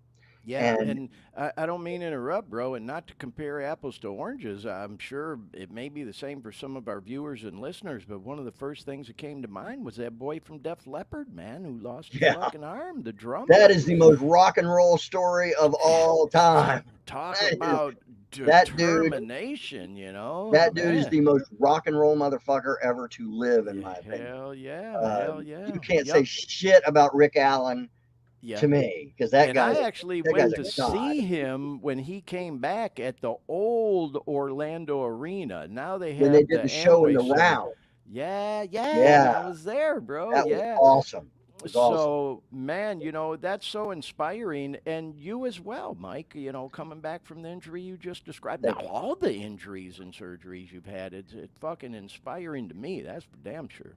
Well, in my research, I only ever found one guy that anybody talked about that had a hand injury as severe as mine that found a way to keep playing. That was Django Reinhardt, Okay, not um, familiar. and he basically invented his own tuning and his own style of playing. Um, I still wanted to play cover songs. Right, I wanted to right. be able to play Judas Priest and That's kind of what I AC/DC did. and Iron Maiden Yeah, and all that kind of shit. yeah, Um, yeah. so I thought, well, my my my right hand is Hmm. still fine, Hmm. so maybe I can learn to play left-handed Okay. because my left hand I could still hold a pick quite easily, Hmm. and I thought, okay, well, I can do the strumming with this hand and this one on the fretboard if I can learn to play left-handed. So I did that. While I still had a cast on my hand, I started learning how to play left-handed. Um, where the fuck that kind of determination comes from, I cannot tell you.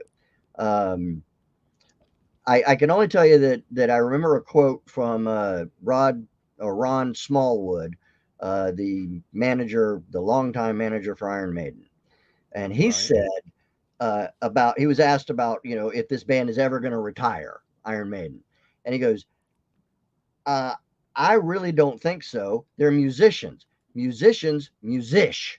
That's what they do. And they can't Music. do anything I else. like that. You know And what, bro? I got to interject again. I once heard an interview with Mick Jagger, and they asked him, dude, you're fucking almost 80, man. You obviously don't need the money anymore. There's a lot of fucking work going on tour and all that shit. Have you ever thought about retiring? And his response was, he said, he goes, people ask me that all the time. He goes, but for creatives, I don't think it's possible to retire. You just have this something inside of you that drives you, and you just made me think of that when you said that. yeah, it's Musicians, musish. I've heard that from so many musicians that honestly there have been times where due to all the difficulties I was thinking to myself, this is an impossible mountain to climb. I Hmm. and yet I it was this compulsion that I Hmm. couldn't fight, and I kind of felt trapped Hmm. by it. But I was learning to play left-handed. It was going well, but it was very slow going. It was extremely frustrating. So I thought to myself, I need something to distract me while I'm doing this to alleviate the frustration. Like when I get too frustrated with trying to play guitar left-handed, I need some other instrument or something else to do to mitigate that frustration. Hmm. Now, how the hell the next idea came to me, I couldn't tell you, but somewhere from deep in the cosmos, an idea found its way to my brain that Right. I should learn how to sing. Okay. Um, now, I had never sung lead. I had never been a good singer. I had no idea how to sing. I just thought it would be fun to learn how to do it. And so I got A- together with it. a vocal And at coach. what age are you now when you decided to do this? Just to give us perspective. 51, So 52. here you've been performing music since you were a teenager, touring as a young guy. Never tried being that front man out there Mm-mm. singing. And at 51, man, Well, no, that is, I did try singing lead on one song at one show one time, and it was a fucking disaster because I okay. didn't know what I was doing. Well, Um, yeah, but man, I'm just telling you, bro, that's so inspirational to me because fuck, I've said it openly on this show many times. I'm not shy about my age. I'm a 61-year-old man. I just started fucking really taking, music and singing seriously, not even a couple of years ago with production. And we talked about auto tune a little bit off the air. And I know we're going to talk about that in a little bit. But the point I'm making is, bro, that's so fucking inspirational, not just to me, but I'm sure to our viewers and listeners, man, that, age is just a number, man. And, we're talking about reinventing and yourself and transforming, man. And I just think it's awesome that, you say you don't know where the idea came from, but, you embraced it and at 51 start singing, man. And like I yeah. said, we're going to play some of your music in a minute here, and you fucking rock, bro. Well, thank you very much. I got I found a vocal coach, this wonderful woman named Kristen Quior, if I'm pronouncing her name correctly. I could never really say it right, but she's with Well, shout a out company. Christian. Yeah. She's with a company in Orlando called Sing Orlando, Okay. and she and her husband run the business, and they really really know what they're doing. Um, and the lung surgery came into play with this, um, because the vocal coach Kristen, uh, one in the first session with me, she wanted to find out, okay, what's your lung capacity like, Mm-hmm. and so she had me blowing into this device, where you're supposed to keep just steady pressure breath for as long as you can, um, and longer with that exercise than any student she'd ever had. And Right, that right, was completely due to the physical therapy that I did after lung surgery, where they actually had me blowing into a similar device right. to Yeah. exercise my lungs and to get that lung capacity back up. And I wound up with lung capacity of almost that of like a free diver. Wow. It was stunning even to me.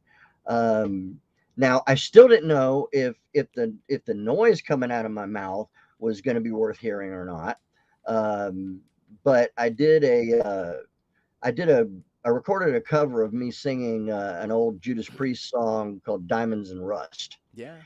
Yeah. and it's a the latest the modern version they do is this soft acoustic version, but back in the 70s they did it real hard rocking, and it was this soaring operatic style.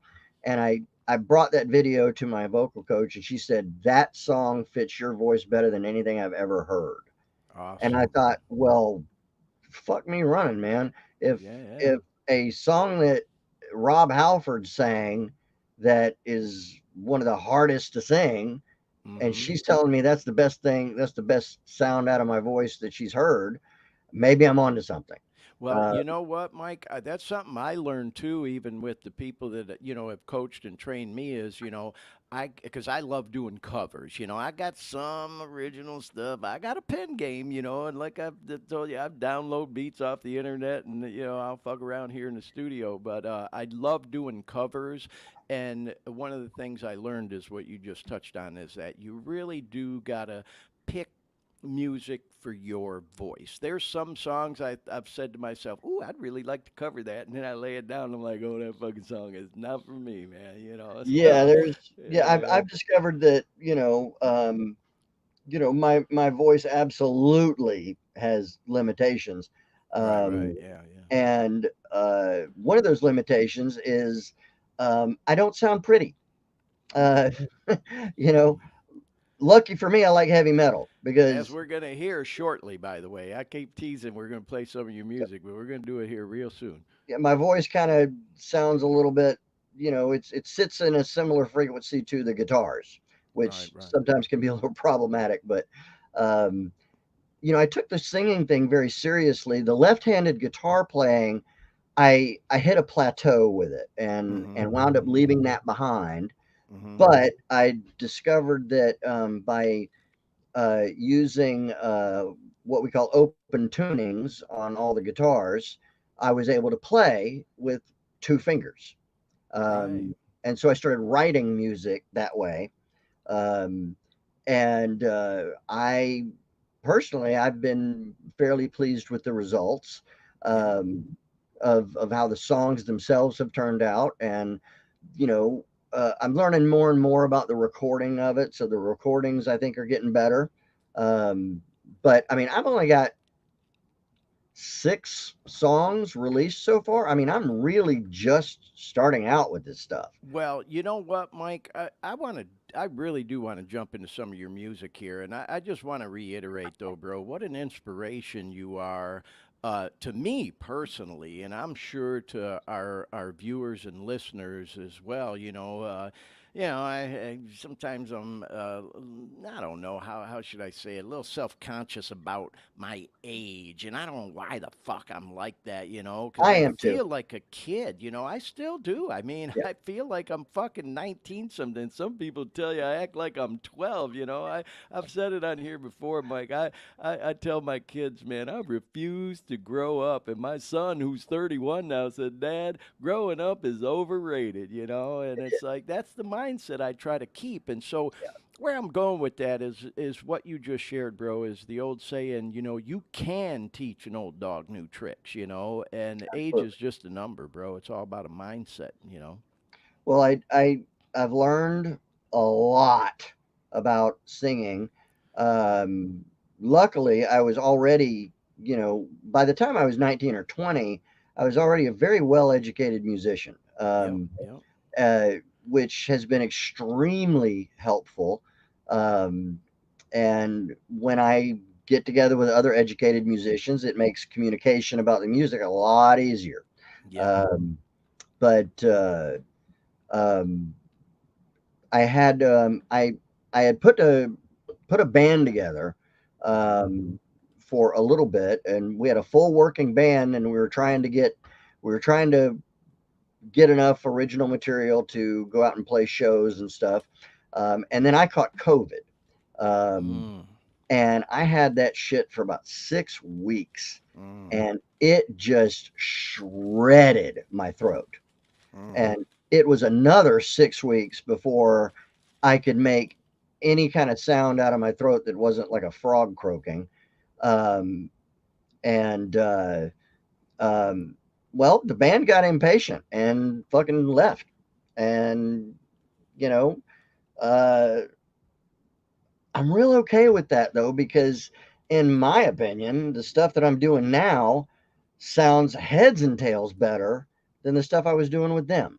Well, and Um, like you said, that kind of transitioned you into being this one man band, if you will. And I got to tell you, Mike, I didn't know you had the COVID too. And I'm yeah, looking at, just so y'all know, if you're watching or listening to the show, we all have our names and where we're at under, our videos and all. And each one of us actually physically typed that in ourselves. And so, Mike, I love what you wrote under there, songwriter, composer, and shitstorm survivor. And bro, how fucking true is that, man? All the stories you told us here today about the challenges that you've, overcome, which again is so inspirational to me, and I'm sure anybody watching or listening. So, Mike, I just want to say thank you so much, for being open and sharing all that information with us, and that kind of brings us to this fruition of it all, if you will, of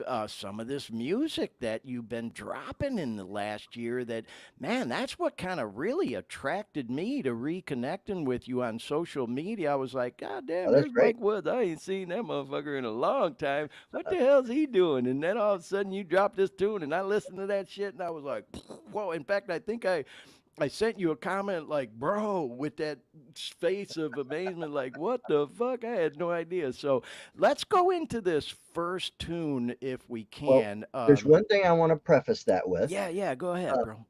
when the band split, because quote, I just don't feel like we're making any progress. I was like, well, of course we're fucking not, you dipshit.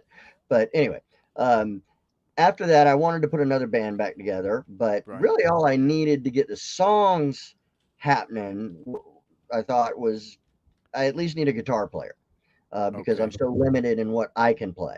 Right. Uh, so I had a guitar player who played on four of the tracks, the first four that were released. Mm-hmm.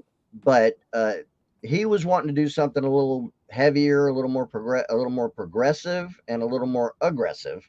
And now he's got his own thing going that's much better suited to his style, and I think he's a lot happier with it. And it really sounds more like him. And so, more power to him. All the best. And then I dropped two songs where I am the only musician playing on it, Mm-hmm. where I covered everything. I played all of it. Right. So Right. um, I was, so the guitar playing is not the greatest, but Oh, I I thought. decided, well, I don't really need to feature the guitar as much as a lot of heavy music does, and I'm kind of just going with that at the moment. My goal is that I want to get at least a solid hour of material, like a Mm-hmm. good solid album's worth at least, to go out and start playing shows with. So, I might wait until I have that many songs before I try to build another band. Who knows? Well, hey, I think what you got out there now is awesome, bro. And Dean, if you could, bro, can you bring up the graphic for this first song? And then I know you're gonna handle the videos, but I'm trying to, if you could bring up that photo I've got set there, just so we can see. Yeah, there it is. A fucking Yeah. artwork here. I love this artwork, Mike.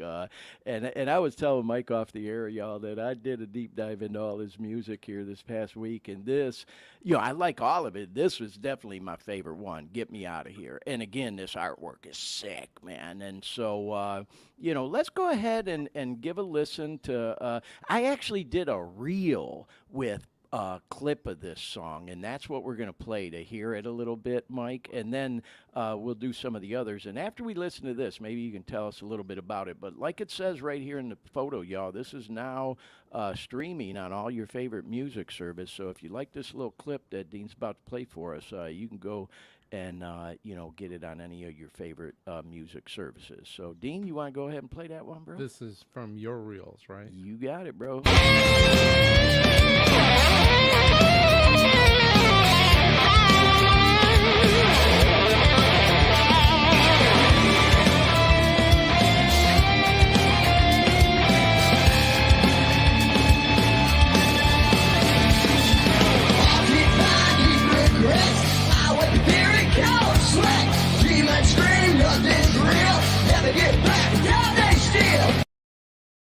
All right, so Mike, again, I got to tell you, bro, we've talked about it off the air and on this show. We'd love to play whole songs and stuff, but we don't want to get dinged for any kind of copyright, so we just do clips so that we Yeah, don't so far so drop in the good. algorithms. What's that, Dean? So far so good. Yeah, so far so good because Yeah. we've done it a It few is it times. is my understanding that with the deal I have with the distributor that I use, Uh-huh. if anybody on YouTube were to use a significant portion of any of my copyrighted music, um, YouTube's not going to give you a full copyright strike. Right, They, they'll give you a but warning. they will demonetize it potentially. Yeah. Yeah. Uh, Yeah. but But that's to make sure that I get the money. yeah. But That I Facebook, get paid for every stream. But it's because a good idea to do the short clips so you can avoid all that. yeah, Yeah. but But this, Facebook can trigger you in 10 seconds. yeah, Yeah, they we can. just don't want it to drop out of the algorithms. But anyways, with all I that got a said, Mike, copyright strike. I got a copyright strike on one of my own songs. yeah, Be- right. That's funny. Well, because I Yeah, they're released real strict I sometimes. released one on YouTube It's the myself truth. with a video I made myself. But because it wasn't released through the distribution service, they put a copyright strike on it. But it wasn't actually a copyright strike. It was just some kind of warning. And I learned later once I finished freaking out, oh my God, somebody says they've copyrighted my music. I figured out what was happening. It was just part of the distributor's deal where they they put a claim on it, not a strike, but a Yeah. claim, so Right, that right. I get paid for the streams. Yep. Well, So that's it. Either nonetheless, way, it's coming to you. yeah, and Yeah, and nonetheless, with all that said, we're just going to play 30-second to 1 minute clips of some of these songs. But I'd like to hear, if we could, Mike, a little bit from you on maybe what inspired the song, and tell us a yeah, little bit about this one because I just think again this is a fucking rock and jam right here, bro. I really appreciate that. This song, I have said, is like 30 years in the making. Okay. I had written an instrumental with that was very similar to this song 30 years ago, and even recorded it, but it was just an instrumental. Um, and when when the band left, I was like, okay, well, what am I going to do now? And I resurrected this old tune and I rearranged it so that I could play it with my current limitations. Um, and wrote the lyrics. And Get Me Out of Here is about getting out of my own head. Right. I like that. Yep. Because at the time I wrote that song, the inside of my head was a bad fucking neighborhood. It was a mess. Yeah. Yep. Right. So that's what this song is all about. Well, Is let me ask you this, bro. I can't move on to the next song without asking about this fucking artwork, bro, because Oh, this is like cool as fuck. Who did this? And tell us a little bit about that. okay. With this one, the main image you're looking at there, somebody else originally created a version of that, Okay. that was somehow royalty free. Okay. And so I grabbed it and modified it considerably to suit the image you see there, to suit the song, to because it's supposed to convey the kind of insanity Right. and that screaming desperation that I was feeling at the time. Yep. But I worked in with Photoshop for so many years that putting something together like that is kind of second nature. I just, with some of them, I start from scratch. Hmm. Some of them I start with friends. I have a few photographer friends, and they'll let me use their photos. And then others, I'll scour the internet for particular types of imagery and Right. gather little pieces and parts from here and there and put something together that Well, is original enough. yeah. But this also is definitely one of my favorites, my favorite Yeah. images Well, for the I song. do love it, man, and I appreciate you giving us the insight. It's all about get me out of here, get out of my head, and we talked a little bit about how once you put it out there and it becomes, the universe's music, if you will, people make out of it, what they will and apply it to their own lives. And man, of course, I'm looking at this and I'm thinking about when I was struggling to kick my fucking addiction, man. It's like Yeah, I literally I've talked on this show, Mike, how I feel like I was fucking possessed, bro. Man, my yeah, my whole fucking being was hijacked, man. yeah, And it's like exactly. I love how you got that eye right there in the chest, like get me the fuck out of here, man. So I get That's it, bro. exactly what that means. Yeah, Um, yeah, I but love yeah, it. and it could be for some people, it could be getting out of an abusive relationship. Yeah, or Uh, whatever. Yeah, for other people, it could be getting out of a shitty job. a You bad know, job.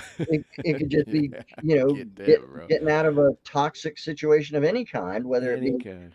like Yeah. me, it was my toxic situation was all living in my own fucking head. Yeah. Uh, Yeah. but Well, that is for me, that song right there is several therapy sessions. yeah. That's Oh, what that yeah. is Yeah. for me. I highly encourage anyone that's watching or listening and comes across the recorded version of this program, go check that tune out and listen to the whole thing, and you will love it, especially if you're a rocker. So let's go on to the next one. This is actually your latest release. Is Yes. that right? Yeah. Yeah, I just released this a few days ago, I think, about a week ago maybe. Within the last week. Yeah. I Yeah, it's very this one is farm fresh. Yeah, and actually, the clip we're going to watch, bro, you know, that first one was a reel I put together, but now we're going to actually see part of a video that you put together for this Oh tune. And no. this is like fresh off the presses, y'all. I mean, Mike's not bullshit. This literally just dropped within, I don't even think it's been a week, you know. So, Yeah. Dean, whenever you're ready, man, let's go ahead and play the clip from Go Higher. Um, That'll be video 2. yeah. Do we know how many seconds it is? For some reason, they all loaded up with the same name. Oh, Go yeah, Higher no worries. song, Well, 1, 2, well, 3. while Dean's Do you getting know how that many ready, seconds Mike. that video is? Well, I don't off the Yeah. top of my head. They were all between 30 seconds and a minute, you know. So I just kind of loaded them in the order we'd Just be playing them. Let me do a little bit of thinking here. Yeah, well, Mike, while Dean's loading that one, why don't you tell us a little bit about this song and what the inspiration for this one was and the meaning behind Absolutely. this song, Go Higher? Well, first of all, I'd like to talk about the artwork. Yeah, the artwork for this is sick too. I love it. Yeah. This one was a lot of fun to do. It was a lot of work, um, but the the what I was trying to convey is um, that the woman in the image, she went higher, she went too high, and Okay. now she's dead and frozen in space. Mm, mm. But I found a cool image of a cosmic background and rearranged it and put some other elements into it. Uh, Found the spacesuit and had to recreate a lot of it from scratch. Made the face mask look like it was cracking and Right. breaking, and Yep. made Yep. the face look like it was frozen and frosted over. Um, I actually started with an image of a famous actress named Monica Bellucci. I was Uh, gonna say that's a pretty girl there. she is one of the most stunning women on the planet, in my opinion. She was a famous Bond girl and has been in a lot of other movies. But I took this image of her that was originally a very flowery, colorful springtime image, but I just wanted that face shape, Right. and wanted to make it look like, even though this is tragic and she's dead and frozen in space, there's still beauty there. Wow, Uh, and the image has got that 3D feel to it as Okay, well. I got the song. Okay, let's go so ahead and give it a listen. Dean's ready to play it. Go ahead. good.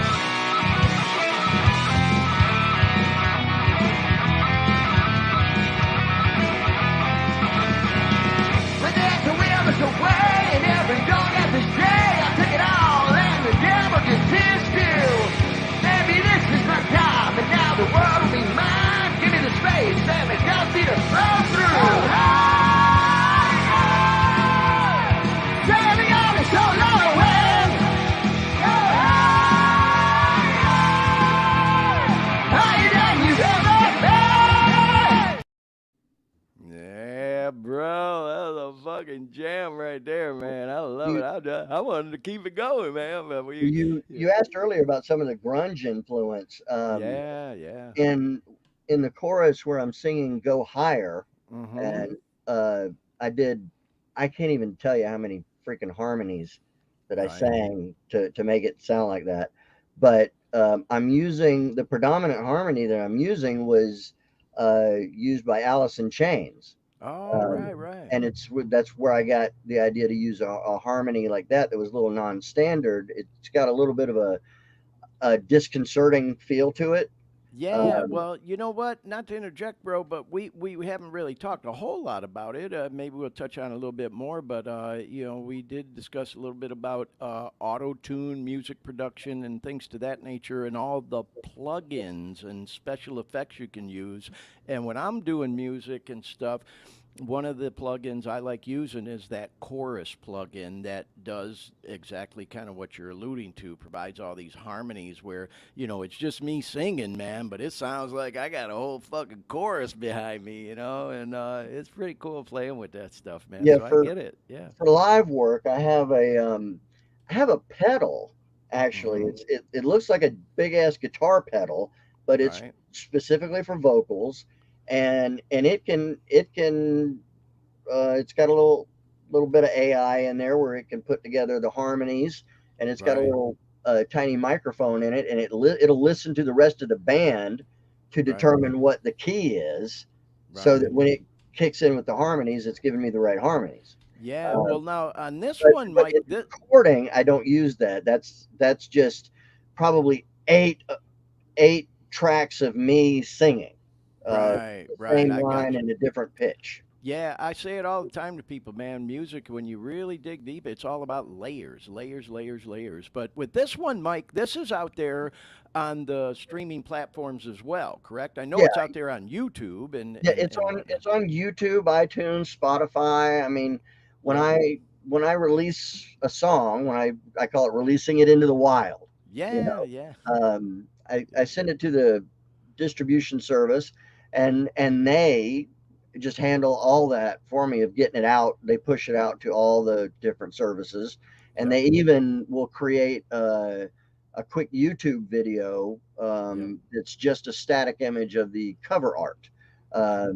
with the song playing behind it, and so there's an immediate, an almost immediate presence on YouTube just Yeah. for that. And then I'll go back and make a video for it. Like that Right. video you saw, I strung together a bunch of clips that, some of them I've modified heavily, and some of them they were just fine right out of the I box. thought it was cool as hell, and that, like I said, man, it even has that 3D feel to it. So, hey, Dean, let's bring the next photo up for the next song. I'm trying to remember which one it was. Let me hit the old clicker there. It is, oh yeah, the Land of the Blind, and Give bro, me you. one quick second. I'm sorry, I have to go get something real quick. I'll be Oh right back. yeah, do you, bro? So yeah, man, I was just gonna say that I put a little bit of a teaser out yesterday for this song, and if you go to Cult of Storm YouTube channel, Mike put a little teaser of the intro to this song out there, and it's really cool. But we're gonna hear another clip of it in just a short little while. So while we're Do we waiting for want to? there, Do we really want to stretch stretch our our luck here, going okay. to a 51-second video, Okay, yeah, yeah. or do you Let's want go to keep it ahead. to 30? Do you want to L- keep it to 30 Let's seconds and just I'll just no. We'll dump go out? ahead and play this whole clip You because want to get shut? this All has got right, a real let's go for it. slow intro, and I don't think any algorithms are going to pick this up. But let's play the Let's video figure for it this out, I one, guess. and then we'll hear Well, from if you've Mike a got the little bit. latest version of this, I cut out the long intro, and when I did that, um, I this song particularly this liked it. song broke all the streaming records I had by a Mm, factor of three, mm. Wow. Well, like let's within give it a 12 listen. hours. Let's give it a listen. Go ahead, Dean. Let it ride.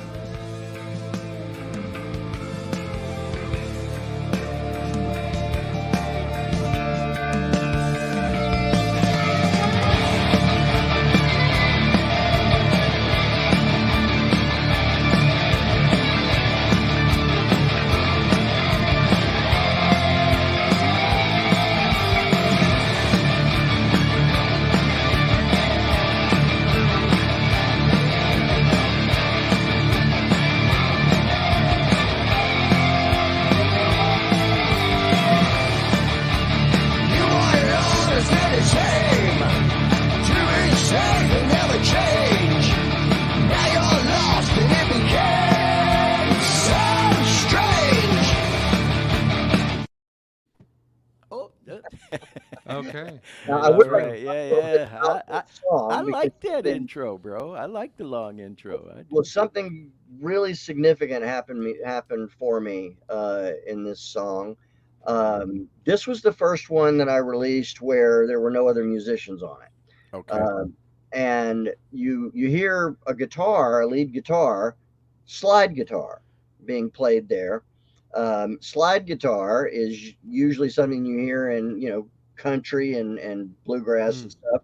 And I was thinking, okay, well, I would like to put a slide guitar thing in there. How do you do that and not sound country? Um, Right. but the reason I chose slide guitar was because I only have two fingers that work, so playing crazy solos is not happening. But with my hand here, um, while it's mainly, my two main fingers here that work. Yeah, yeah. My ring finger is stuck in this position, this bent position. Right, right. It Yeah. doesn't it doesn't unbend. Hmm. But what I discovered was that I get a guitar slide, Right. Hmm. Wow, very and it's cool, in the bro. perfect position for playing slide guitar. Talk about reinventing yourself, right? You know? So I actually put the slide guitar part on there more as a placeholder, thinking I'll get a lead guitar player to put a quote real solo in there later. But when I listened back to it, I was like, I actually really am digging that. So I left it, and I kind of gave up on the idea of trying to bring any other musicians into it. I just let it loose. Right. But this song, first of all, the last song, "Go Higher," Hmm. um, I rewrote the lyrics to that thing like three times, and it wound up being just kind of a fun song, really, just kind of like a bit of a space travel sci-fi romp. Yeah. Whereas the It's land of fun. the It's land of definitely the fun. blind is once again for me therapy music, Okay. um, Right on. Well, because on I I, that, I I yeah. I remembered a phrase that I came across when I was learning how to speak Irish. Okay. Um, and it was a quote that says, "In the land of the blind, the one-eyed man is king." And Wow. so I did some research on the phrase, and I found out the first instance of that was actually in Latin in the 1600s. Um, and so there's the original intro to the song was all in Latin and all about how life has changed, and if you don't embrace it, you're fucked. Well, Uh, Mike, I got to tell you, bro, I got to interject. We're going to have you back on the show because you just talked about something I had no fucking idea. You just said when you were learning Irish and you just kind of, went right over that in one ear and out the other like no big deal. But there's got to be a fucking fascinating story behind that. And I know there's a lot of other cool stuff we want to talk about too. But I do want to jump into this other music so we can spend a little time talking about that, bro. But I really do hope to have you back on the show again. So let's go to this next tune because this is a cool tune as well, bro. And so I love what you wrote there, how it says, don't let anything drag you down. Find your power to overcome life's challenges. Kick ass, live your best life. I didn't write that on there. Mike did, y'all, just so you know. And it's out there on your favorite streaming platform, too. So tell us a little bit about this one before we play the clip, Mike. What's yeah, this all about? once again, is more therapy music. Yeah, right. And in this one, I kind of used the analogy of um, a muscle car uh, Yeah, to becoming strong myself, mentally and physically. right. Um, and I like old cars. My daily driver is a 30-year-old Ford Bronco, so I'm always working on that damn thing, and tuning up a powerful vehicle. Um, it struck me that there was a similarity there uh, between getting a powerful vehicle back up to its full power and getting myself back up to I my full love the potential. analogy. Love that analogy. Yes. Well, Dean, you got this one ready, bro? Let's go ahead and give this one a listen. Yes, I do. All right, here we go. Into the haze.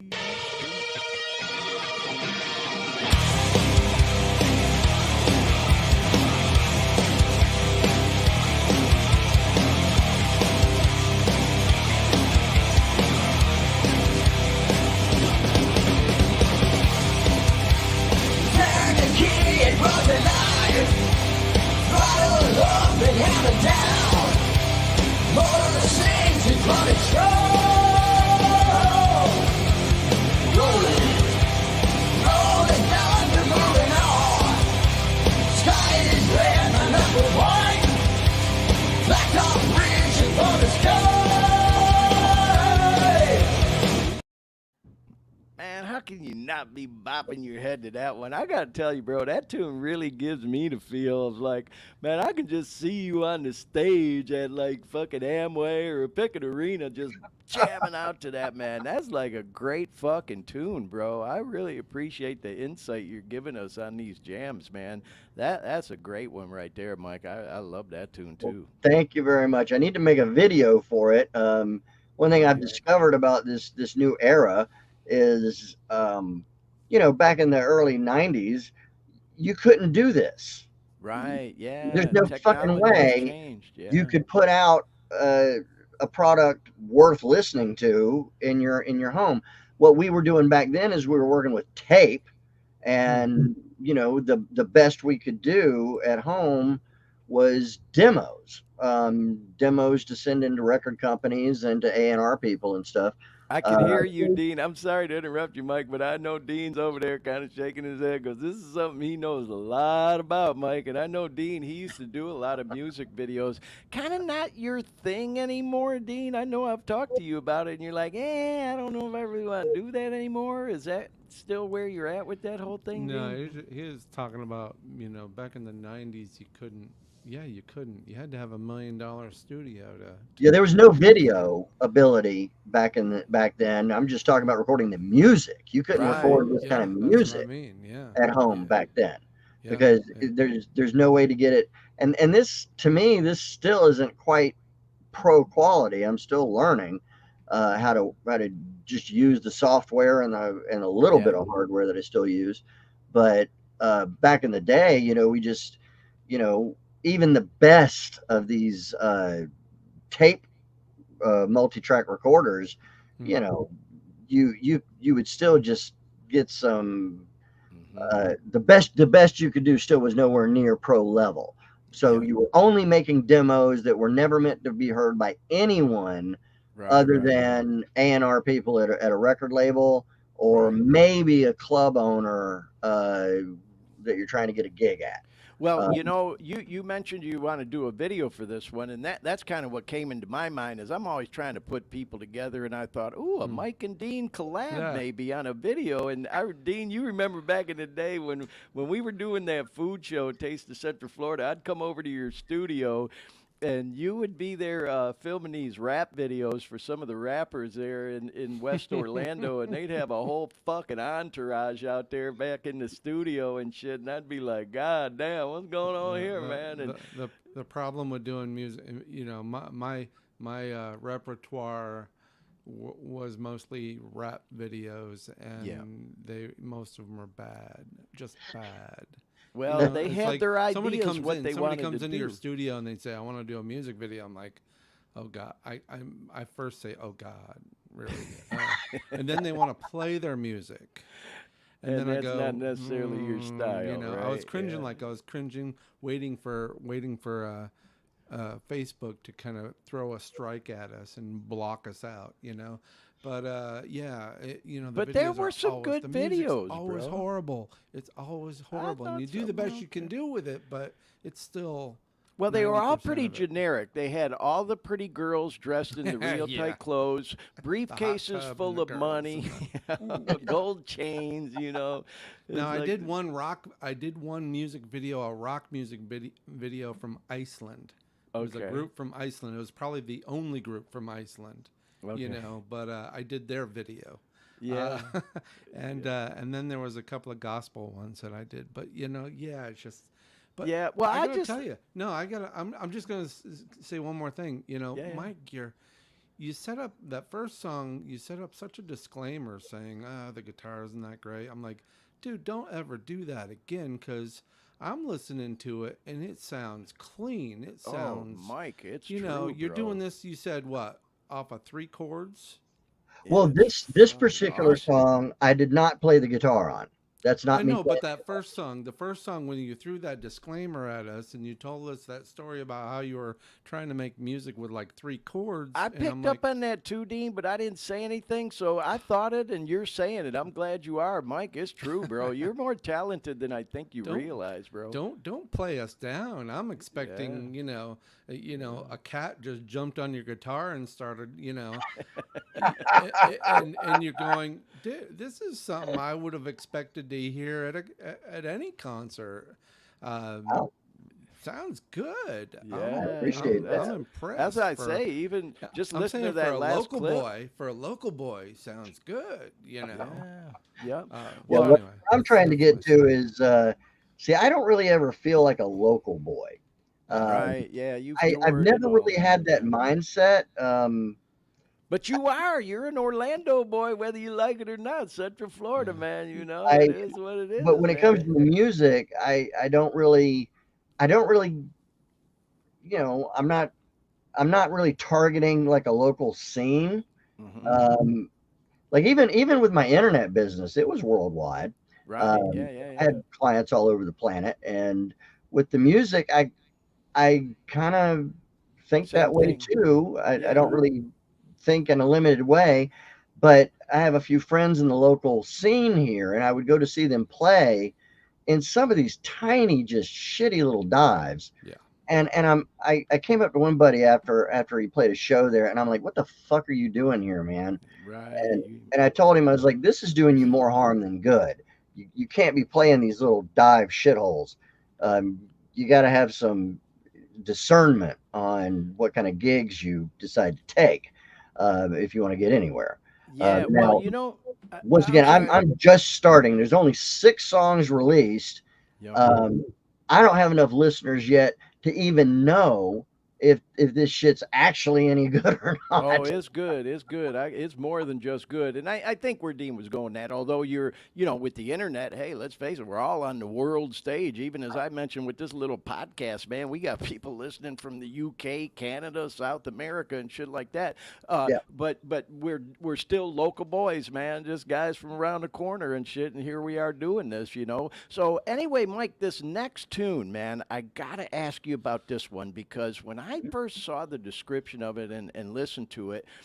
Being honest, you know what came to mind is that boy Eminem, Marshall Mathers. He did that one album where it was all about serial killers, and he kind of took on the mindset of, it was his relapse album, is what he called it, and he's Huh. got this tune like 3 a.m. and all that, and so, anyway, where I'm going with that, y'all, is Mike's got this tune. Here it is, the graphic for it called Killer.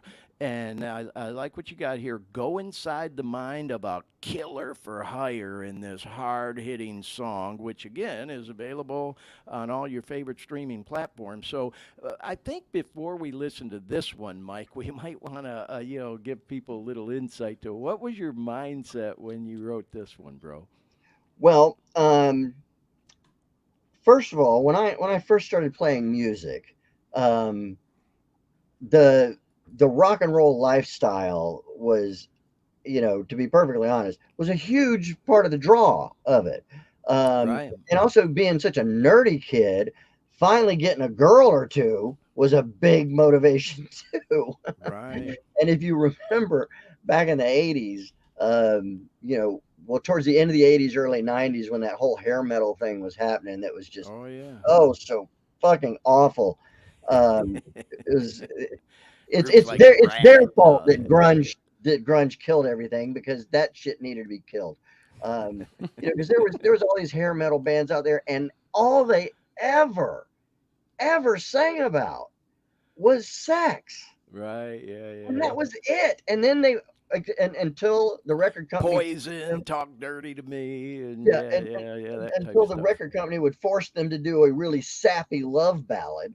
Yeah, yeah, And yeah. so I love Iron Maiden. And Right, yeah, yeah, I yeah. think Iron Maiden has done one love song ever in Mm-hmm. 50 something years of their career. Mm-hmm. And I was kind of thinking, okay, well, there's enough love songs in the world now. I want to tell stories. Yeah. Um, I no longer want to do this for the lifestyle. Right. I have no desire to go out there and, strut around a stage trying to get some pussy at 55 years old. That's Right. And fucking you're retarded. married, so you don't want to do that, bro. So but the drive is I really want to tell stories, Right. whether they're personal or just made up. And Mm-hmm. this one is another just fun song. It's just a story. Well, with All that right. being said, let's give it a What's listen. more heavy metal than a story about a killer for hire? Yeah, well, another thing before we play the clip, Dean, that came to my mind, Mike, was this is a kind of fucking song you might even get into a movie soundtrack of this type or some shit, because That you would be see nice. shit like this all the time, murder for hire and stuff. So, anyway, let's give it a listen. We'll talk about it some more. Go ahead, Dean, whenever you're ready.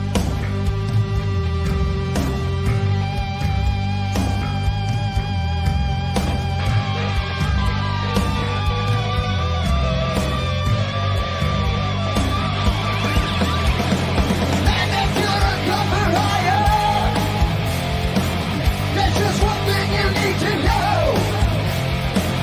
I'll put one right between your eyes. Pull the trigger and down you go.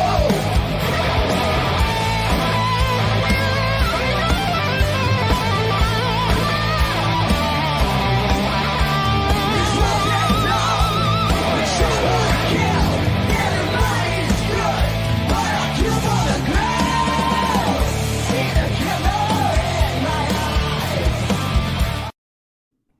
Hell yeah, bro. That's a jam. And again, for anybody listening, watching, you come across the recorded version, man, this tune is available on all your favorite streaming platforms. It's out there on YouTube. So if you want to go check out the whole thing and the whole thing of all the tunes we played from Mike here today, go check them out. So yeah, bro, that's the jam right there too, Mike. I love that Well, one. That's the Well, this longest. That's the longest running clip we have, and you took us right into the hook, which I was kind of itching to hear.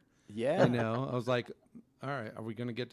And that's probably exactly when we got out of it. Probably before, once they get to the hook, then it's like, oh, maybe it could throw On a the red copyright flag at thing. us. Yeah, yeah, yeah. You know, No, but Well, anyway, just a little gotta- teaser. I really wanted to hear the rest of the hook. So Well, anyway, that's it. We just want to put a little teaser out there to get Yeah. people to go and actually listen to the whole thing and download it there, Mike. Well, I But that's a certainly great hope job. that somebody does. Yeah. But I got to give a shout out to the guy that played guitar on this one. The guitar player I was working with at the time, his name is Jorge. Jorge Febres. I never really learned how Shout to. out Jorge. Hell yeah. I've never really learned how to pronounce his last name properly. But Jorge was just an amazing guitar player, and the stuff he did on this track just thrills me to death. I love Right, the way right. that came out.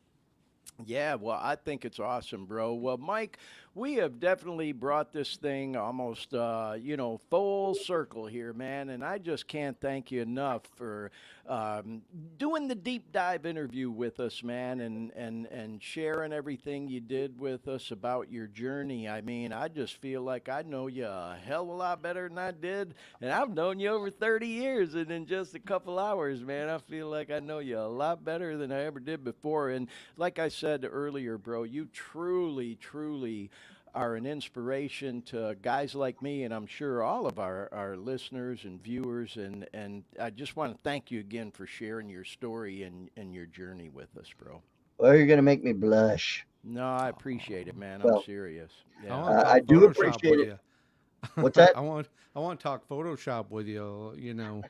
Whenever you can come back around again. But Well, Yeah. if you want to talk Photoshop with me, you better block out some time because yeah, I I can used it imagine. every day for I've been Right. using it 20 since years. 1990, so I think I can hold my own with you. Yeah, A little bit. I took So I took a test on the Adobe website one time to see what level yeah, expertise I was at, and I had surpassed anything that they had up they, there. you're off the chart. Okay, gotcha. Yeah, so Of course, now I there's still love Photoshop, and I now they love got some doing. AI features in Photoshop now. Those That's are like new. I haven't actually delved into them yeah, yet.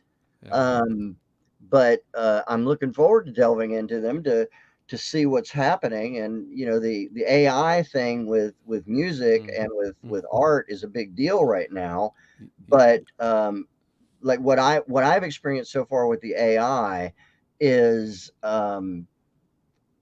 it's not there yet. A lot of people are saying oh, it's there, It's getting there. but it's not quite there. But I think there are some very useful tools mm, that are AI based that can help greatly with creation of art, both visual and music. but they're tools. They're not. They Yeah. shouldn't be crutches. Yeah. You know that, uh, like if AI were to write something for me, well, so far it hasn't been able to. Oh, If I let's try.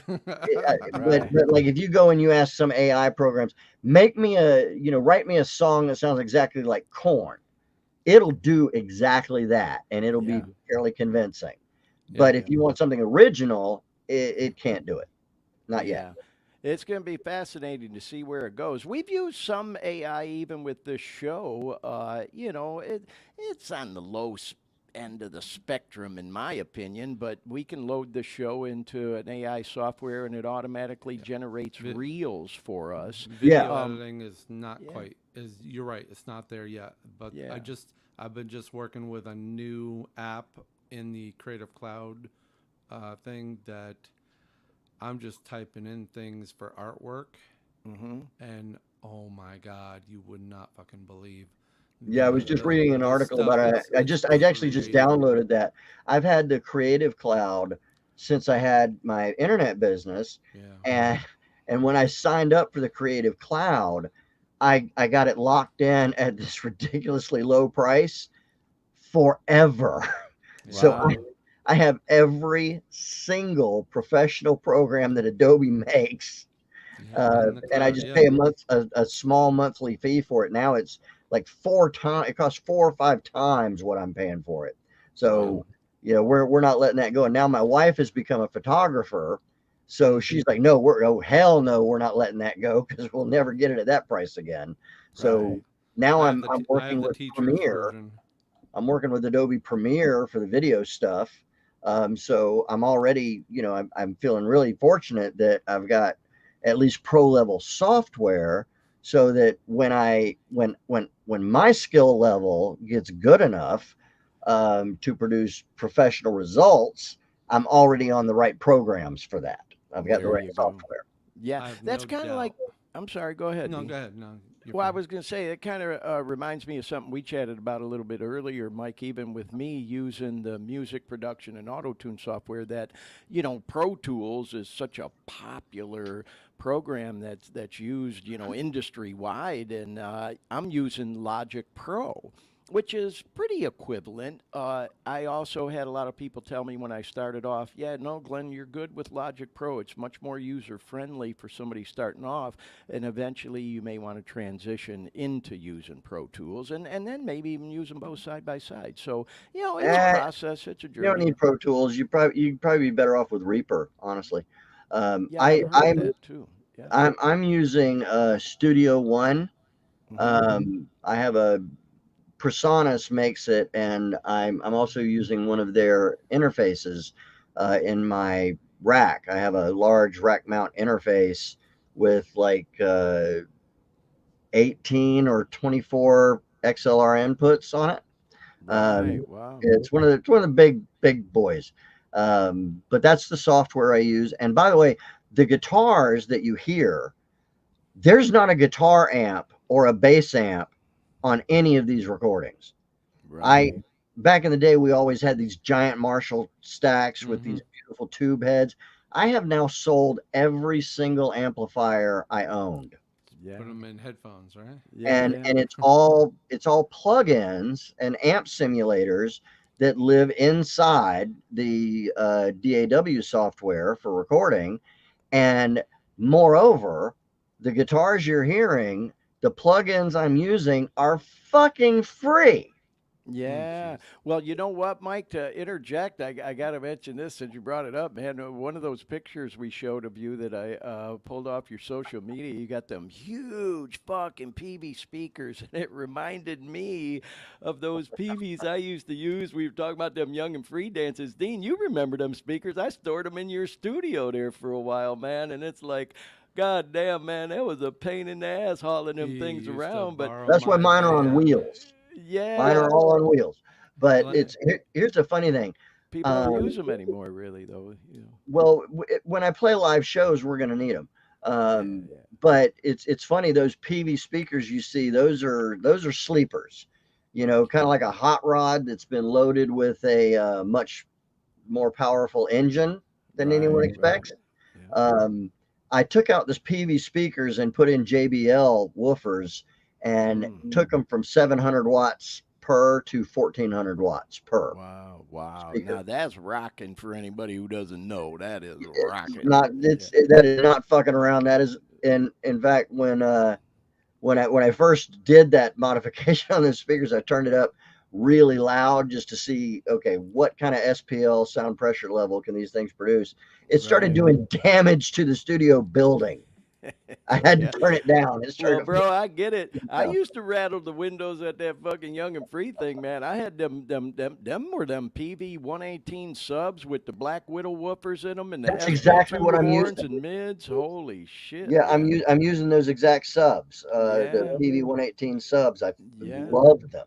Yep. And, well, Mike, I got to say, bro, I mentioned it earlier. We really got to have you back on the show because this will, in fact, be our longest episode in addition of the Dare Me podcast. But one thing that's beautiful about doing these podcasts, man, as opposed to being like on commercial radio when I was a younger man and shit, there's no time clock. We don't have to hit a hard commercial break or whatever, you know.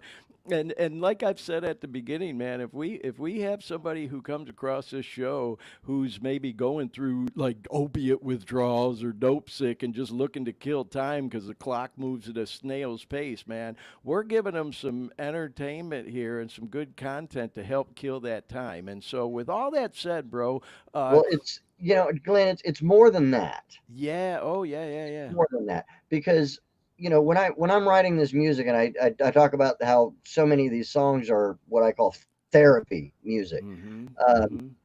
With music, with entertainment, whether it's a song or a podcast or what have you, if somebody's going through a rough time, and obviously I've been through my share, as you've shared with us, I remember I said I was sitting on the couch watching Judas Priest and it woke something up in me. Yeah. And I stopped contemplating suicide that day. Bro, man.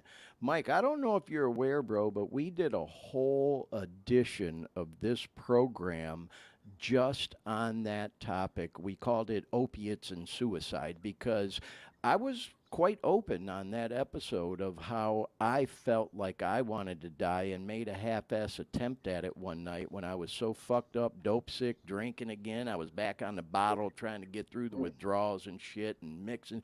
And I shared about it, and we went into a deep dive. And Dean, if you remember, we even got flagged by YouTube for that edition of the show just because the algorithms or spiders, whatever, picked up that we kept calling it. Well, I hope I didn't fuck shit up. Well, no, I was actually quite impressed, Mike, that they sent us a warning that they were pulling it down and that if we wanted to appeal it, we could. I appealed immediately and said, whoa, we're not promoting suicide. This whole show was about suicide prevention. And within an hour, they put us back up and also took it a step further for us and posted something about if you're, struggling with suicidal thoughts, call this number or whatever. So I was quite impressed with YouTube on that, man. They really impressed me. That sounds fantastic. But the word prevention is a critical part of the phrase. But yeah, I mean, everybody has their struggles. We're all just human, and especially with the social media thing, you can look at social media and it looks like everybody's out there living their best life, and they're out there just fancy free and footloose and fancy free, as they say, and they're posting vacation videos and all this shit. But everybody's got their stuff, everybody's got their challenges. And most people I know that are at least people that are interesting enough to be worth talking to, they've been through some serious shit. Yeah. And when you've been through some serious shit, you've got some serious shit to talk about. But you've also got some serious wisdom to share if you're lucky enough to live through it. Say that, bro. Well, on that note, Mike, I mean, you do you, bro, but I would love it if you can stick around for the next part of the show. We're going to move through this stuff pretty quick, but we are going to touch on some of the opioid crisis in the news. I think we have three stories we want to just talk about briefly, and we can comment on them. A couple of current events and some shout outs, and then we're going to bring this on home. You going to be able to stick around with us on this? Well, I'm afraid it is a little bit late for me, Right and on, right on. No worries. That's what I thought I'd ask, man. also, being a singer, at least And that's what I'm calling myself still. I haven't until some other professional singers start calling me a singer. I'm just saying I'm calling myself a singer. Um, but I have to be careful with how much of my voice I use, and yes, talking for a long period of time can really wear you out. And yeah. Tell me about it. I've just started writing and recording another new song already. Oh, Uh, man. All the more reason we got to have you back on, bro. Once you get that out there, you know. so I'm going to be trying to record that tomorrow, but I can feel my voice is already starting to fail a little bit from fatigue. Yeah, yeah. Well, as I'm sure you've figured out, Mike, and as most of our viewers and listeners know that watch the show regularly, I'm rarely ever at a loss for words, and it's just so nice having somebody that I can interact with where we really didn't step on each other much, man. You know, it was very conversational, and of course, Dean, you rock star behind the scenes, coordinating everything. Again, appreciate that. But we're gonna do that second part of the show after we say so long to Mike. So if you're, out there watch, I see we still got some viewers and listeners to the show. Stick with us, and we'll cover the news, some current events, and some shout outs. But in the meantime, Mike, just want to say thank you so much again, bro. We'll catch up and talk, maybe sometime this week, just a little follow up to the show. And we'll have the show posted on the Dare Me podcast YouTube channel. That'll be there till the end of fucking time. It's You know what already I been mean? posted on Threads. And it's already on. Oh, I look, Dean's I got did us on that Threads tonight. now too. How about that? Got you We're on on all the Threads. platforms. Yeah. So, man, I can't thank you enough again, Mike. Anything you want to add before we say so long to you, bro? I just want to say thank you very much for having me on your show, and Oh, my pleasure. uh, to have anyone else appreciate the music that I'm making, to appreciate that art, that especially because some of that was dredged up from the bottom of my fucking soul. It Yeah. was gut wrenching stuff. Some of that to get out, and but in the end, they're just rock and roll songs.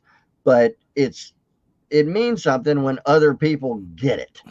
Yeah. When other people appreciate it, and to have a platform to maybe get it out to some more. And honestly, one of my greatest hopes is that one of these therapy songs, like I like to call them, Right. maybe somebody who's in some real trouble might Right. might hear one of these and relate to it, and Right on. maybe it'll change their mind, and they can turn shit around, and not do something, not engage in self-harm, but Yes. engage in reinventing themselves, and starting something new and something positive. Well, And this show is a great platform thank for you. positivity, and Yes. for breaking out of the demons that haunt us, and Yeah. and the bullshit that follows us around. And I would love to come back. I'd be happy to come back and talk Great. more about music, and all these other experiences, among other things that we've discussed. Yes. So anytime you want to have me back, you just let me know, and I'll make time in my schedule for you.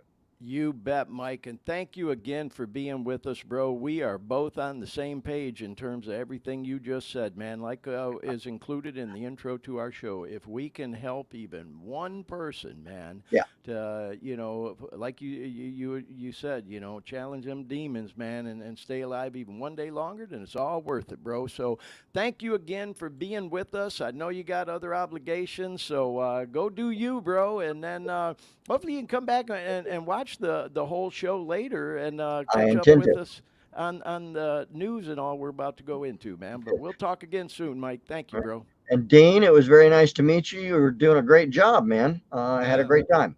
Hell yeah.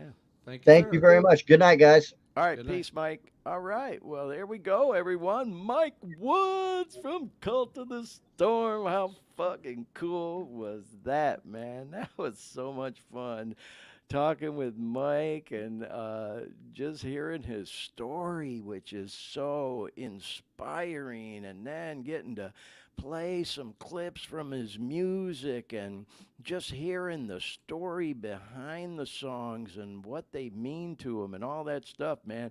Talk about taking a deep dive.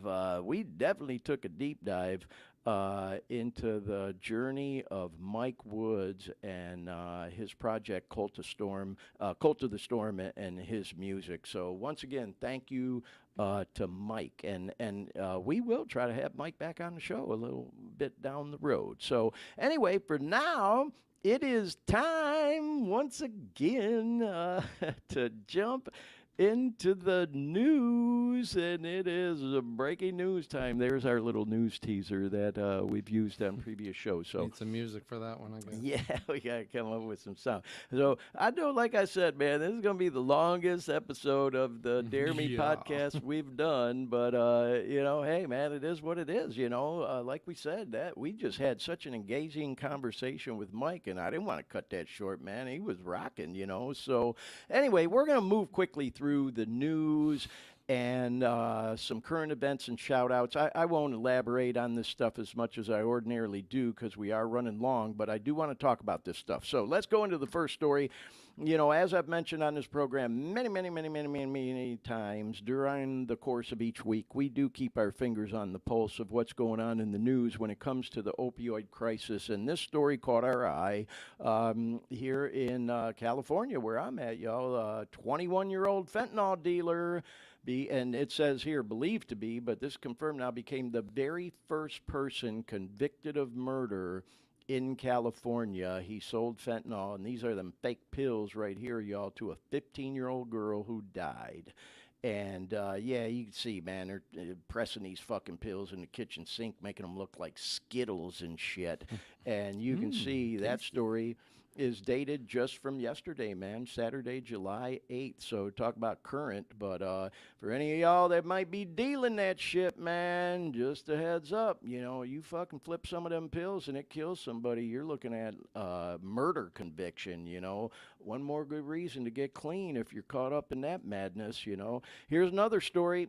Over in San Francisco, where I'm going to be next weekend, by the way, y'all. We're going to take the Dare Me podcast on the road again, and we'll be doing the Dare Me San Francisco version. But anyway, we've talked about this story on the podcast several times, that they're doing a crackdown in what they call the TL district in San Francisco, the Tenderloin district, where the fentanyl crisis and the opioid epidemic is just so out of control.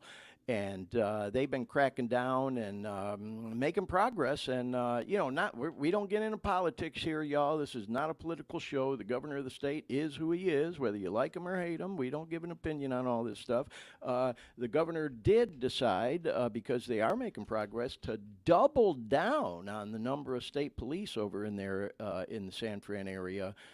Cracking down on this thing. And, as we've said on the podcast, we're hoping that this crackdown, as they're calling it, truly makes a difference, and that it's not just stepping on an ant pile and them all running to another area, but they are doing something, trying to clean up, all this, what they call open air drug dealing and drug use going on. And, what's one of the most historic cities in the country, such a rich history in San Francisco. Beautiful city. It's heartbreaking what's been going on there. It's not a far stretch, because the Tenderloin district. What's that now, Dean? You called it the Tenderloin district? Yeah, they call it the Tenderloin district in San Francisco. And the story is, the reason they call it the Tenderloin is because it's supposed to be that soft underbelly of the downtown area where all the shit goes on, And Well, it's just there's a name an that they actual, give. more actual.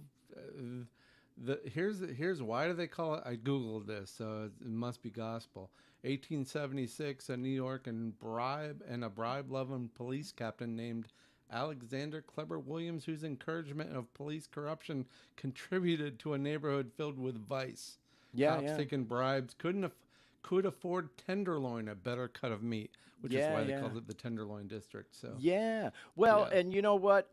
It's had this long history of being kind of a high crime area Yeah. in the Tenderloin district, but I guess the way it is now, it's just like never been that bad. But anyway, we'll keep our eyes on what's happening over there, y'all, and I will be doing some reporting. Glenn Victor's going to put on his old reporter hat from back in my news reporter days, and we're going to bring you some footage on the show next week from get your the GoPro on. There Tenderloin you go. district. I will be there next week, and on next week's edition of the podcast. What's that, team? What did you say? I said, get your GoPro on. And Yeah, go give yeah, us we the talked about story. that. Yeah, I got a couple buddies like, damn, bro, you better be careful over there. I'm like, motherfucker, I'm from Detroit, man. Them fucking Tenderloin don't scare me, you know. But hey, you got to mind your p's and q's in any big city you go to. And I just thought it'd be interesting since I'm going to be over there for a couple things we're going to talk about here in a minute to go pay a visit. We'll have some more on that next week, y'all. So moving on. Let's go all the way across the country to the state of Michigan, where the Attorney General, Dana Nessel, is hosting this roundtable up in Traverse City to decide what the state of Michigan is going to do with all that money that we've talked about on this show, the opioid settlements that all the different states around the country have reached with big pharma and the different pharmacies like Walgreens and CVS for their part in this whole opioid epidemic and crisis. And I want to show this next picture. Like I said, I like to name drop on this show. I actually met Dana last summer. There, her and I are at a fundraiser in Detroit for this place I've mentioned on the show many times, the East Side Alano Club. And this was a fundraiser for that club that hosts different 12-step meetings, NAAA, and, they have a lot of cool stuff and events going on. It's a place for people to hang out, too, and socialize that are in the program. And, she was there, and so I met her and talked to her. She was the keynote speaker. And I just want to say again, y'all, this is not a political show, Certainly I have my opinions. I think if you really follow me, you probably figured out I'm more of an independent than anything else. I don't even necessarily believe that there's really a fully Republican or Democratic party in this country anymore. That's just my opinion. And again, I don't mean to get into politics, whether you're conservative, liberal, more in between, independent like me. I posted this pic back last summer, and an old friend of mine who I love and admire made what I thought was kind of a snarky comment, like, "Oh, she's a real politician," and I just replied like, "Yeah, but aren't they all, bro? Aren't they all? I just thought it was admirable that she came and spoke." That she was going to be a watchdog agency and a watchdog person to keep an eye on how this money is spent. Because when you're talking about millions and even billions of dollars, we all know goddamn well there's going to be some shit in the game, and some of that fucking money is going to end up where it don't belong. And so I just thought, hey, man, it's kind of cool that she's going to keep an eye on this and hopefully be the watchdog to make sure that money is invested, is a better way to say it, in the right places to help combat and mitigate, if you will, that whole opioid epidemic. So anyway, I got a chance to meet her, and she actually, quite frankly, was a very nice person. So anyway, all politics aside, whether you like her, hate her, indifferent, or whatever, she was very nice to me, and that I respect. So anyway, we'll see what happens with all the money, not just in the state of Michigan, but around the country. And so here's another story I thought we'd talk about. Whoops, he lost that one. There we go. This is all the way up, again, on the other side of the country, up in the Northeast there in New York, New York. The city so nice they named it twice. They now have, and this is actually pretty common around the country and other parts of the world even, they now have Narcan in vending machines. And if you don't know what Narcan is, it is the antidote for opioid overdoses. It's like a nasal spray that can reverse the effects of an opioid overdose and literally bring someone back to life. And they're saying in New York, their first Narcan vending machine is working. And you can see this is a fairly recent story, y'all. It's dated July 5th. And the bizarre story with this one, I was telling Dean and Mike earlier, apparently some dude like OD'd on opioids and literally was knotted out right next to this machine. And somebody bought, a Narcan, out of it and revived the guy right on the spot, right next to the fucking opioid or beg your pardon, Narcan vending machine. How crazy is that? Fucking bizarre. So, anyways, man, yeah, Narcan available now in vending machines. Not just in New York, but other places around the country, and it's becoming more common. Is welcome to the modern society, man. They're becoming like fire extinguishers, where they're available any place you go out in public. So, moving on, here's another one that I thought was interesting, and this kind of freaked me out, man.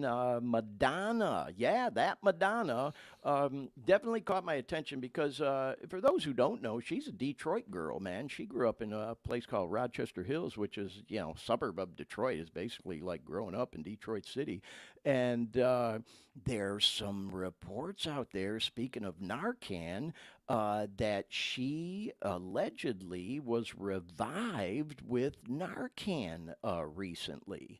And there's a little bit more to this story as well. If you've been following the news, she had to postpone her tour because of some health challenges. And this is from Forbes magazine, y'all. Not that I'm giving you opinion on Forbes, but they are considered to be a pretty credible media outlet. And it says here the report alleges that Narcan revived Madonna from septic shock. And I'm thinking to myself, what the fuck? Come on, man. And so I read a little further into it, and supposedly and apparently, Narcan or naloxone, as is the clinical name for it, I guess, can be used with potentially some positive effects for treating, septic shock. But it just had me scratching my head, bro. It reminded me of when Prince died, because if you know his story, he did a show in Atlanta not even a week before he died, and he was flying back to Minneapolis, and they had an emergency landing, and they say he was brought back to life by being Narcaned because of an opiate overdose. And so all I'm saying, y'all, is this was in the news. Thought I'd put it out there. Definitely got my attention. I'm not saying Madonna's an opiate addict. I'm not saying she is, and I don't fucking know. And this is an alleged, thing that happened. It's out there though, man, and it just goes to show this fucking thing is just so bizarre, man. What's going on with the opioid epidemic, Narcan, all that kind of shit. And let's just hope, for the sake of Madonna, that she ain't hooked on them fucking opiates, and that she recovers soon.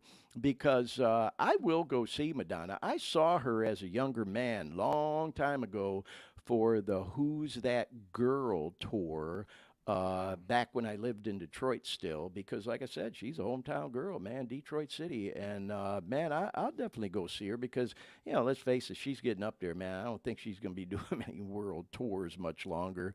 But, fuck, you never know. Look at the Stones. Some guys are pushing 80, and who's to say if they can do it, fucking, if any female singer would do it, fucking Madonna would do it, But I'm going to try to go see her on this tour, and hopefully she's doing okay. So anyway, just thought I'd put that out there, y'all. Let's go on to this next story. I talked about I'm going to be in San Francisco next weekend, and this is one of the main reasons I'm going.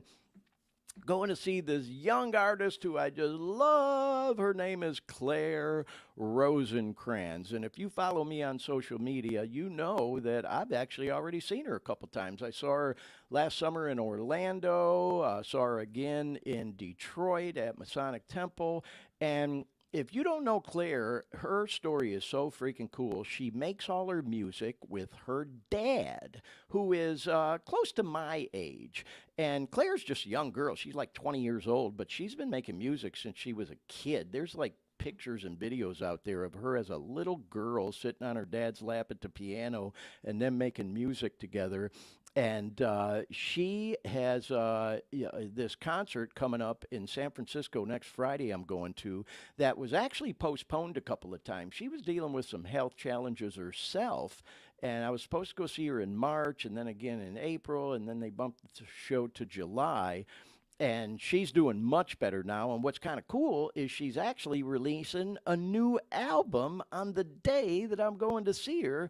And I got a ticket to this private listening party and meet and greet where I'm going to get to meet her and their dad. And I'm sure she'll be doing some of her new music at this listening party. So I'm so fucking excited about that, man. I'm going over there Friday for that.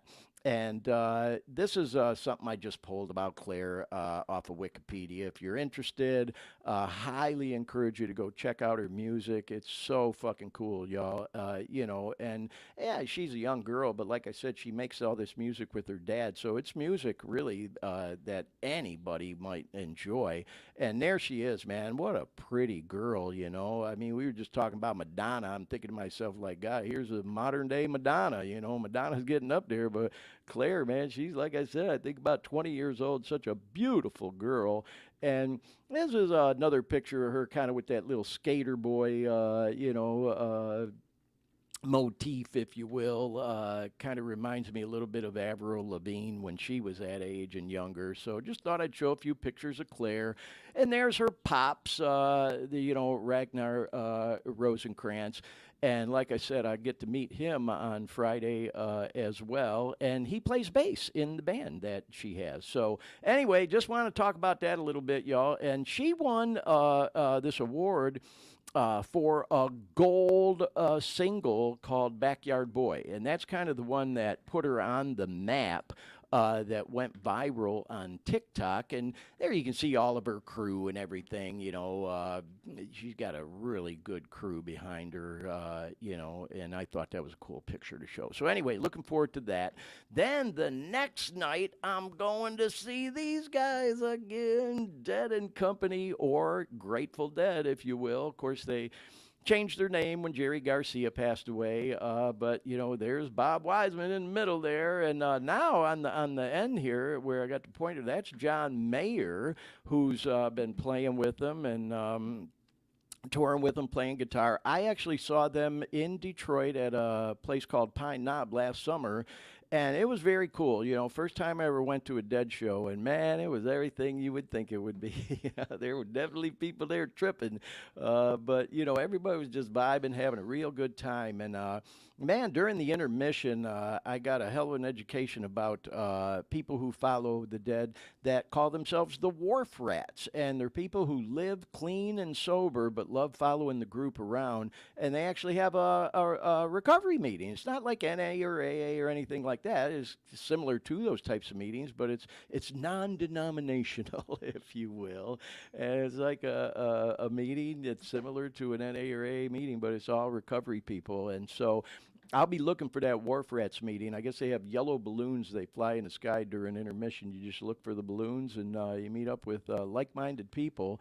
And so anyway, that's going to be next Saturday. So like I said, I'll be in San Fran Friday for the Claire show and Saturday for the Dead show. And during the day Saturday, I'm going to try to take that trip down to downtown San Fran, get some footage for next week's show and all. And I just thought I'd show that, y'all. Okay, let's shift gears into some current events coming up. I got good news, y'all. We'll also be going live in a few weeks from Miami, Florida. We really are taking this show on the road, man. We're going to do some shit from San Fran, and then we're going to do some shit from Miami. I'm going to the South Florida Regional Convention of Narcotics Anonymous that'll be take place in Bonita Springs, which is right in the Fort Myers area. And I always like to say, man, whenever I talk about NA or AA or any of them, I ain't no fucking representative. Y'all ain't trying to break no traditions of the programs or whatever. I'm just another guy trying to stay clean. But this is all common knowledge information that anybody can acquire just going online or on the internet. And just thought we'd show this information. And if any of y'all looking for a great NA convention to go to, it is an awesome one. This will be August 11th through 13th, and all kinds of speaker meetings, workshops. They have a banquet, a clean time countdown, all the things, dances, comedian shows, and you can see it's at a beautiful location. So that one's coming up in a couple of weeks, and there's another logo that they put together for it. The theme this year is called The Gifts of Recovery. Then later in the fall, here's another one thought we'd talk about, y'all, right here in California. I'll be headed down south to the Anaheim area in October 27th through 29th. Is Southern California Regional Convention of Narcotics Anonymous. This will be the 44th one, y'all.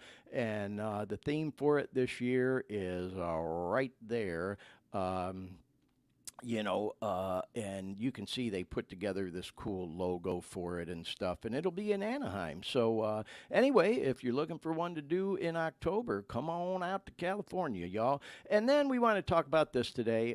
This is something I also pulled off the internet today in memory of the founder of Narcotics Anonymous, Jimmy Kinnon. Kind of on a sad note, he passed away on this date back in 1985. So RIP to Jimmy Kinnon. And here's something else we pulled off the internet.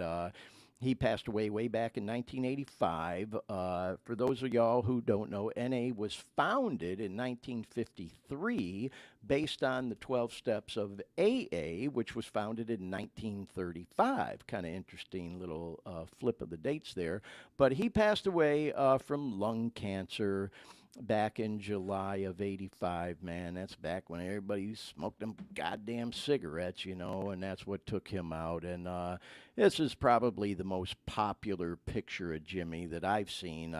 For those of y'all that know me, I've been around the program for fucking over 35 years, and I've seen this picture of Jimmy more than any other, so thought I'd show that. And then I thought this was kind of cool. Somebody posted this on the Jimmy K Facebook page, and this is an excerpt from one of his speeches. There's a lot of speeches from him out there on YouTube that you can still hear. It's kind of cool, where he says, "We are not giving up. We are sitting here for the ones coming after us, sitting here for the addicts not even born yet. We must keep these doors open."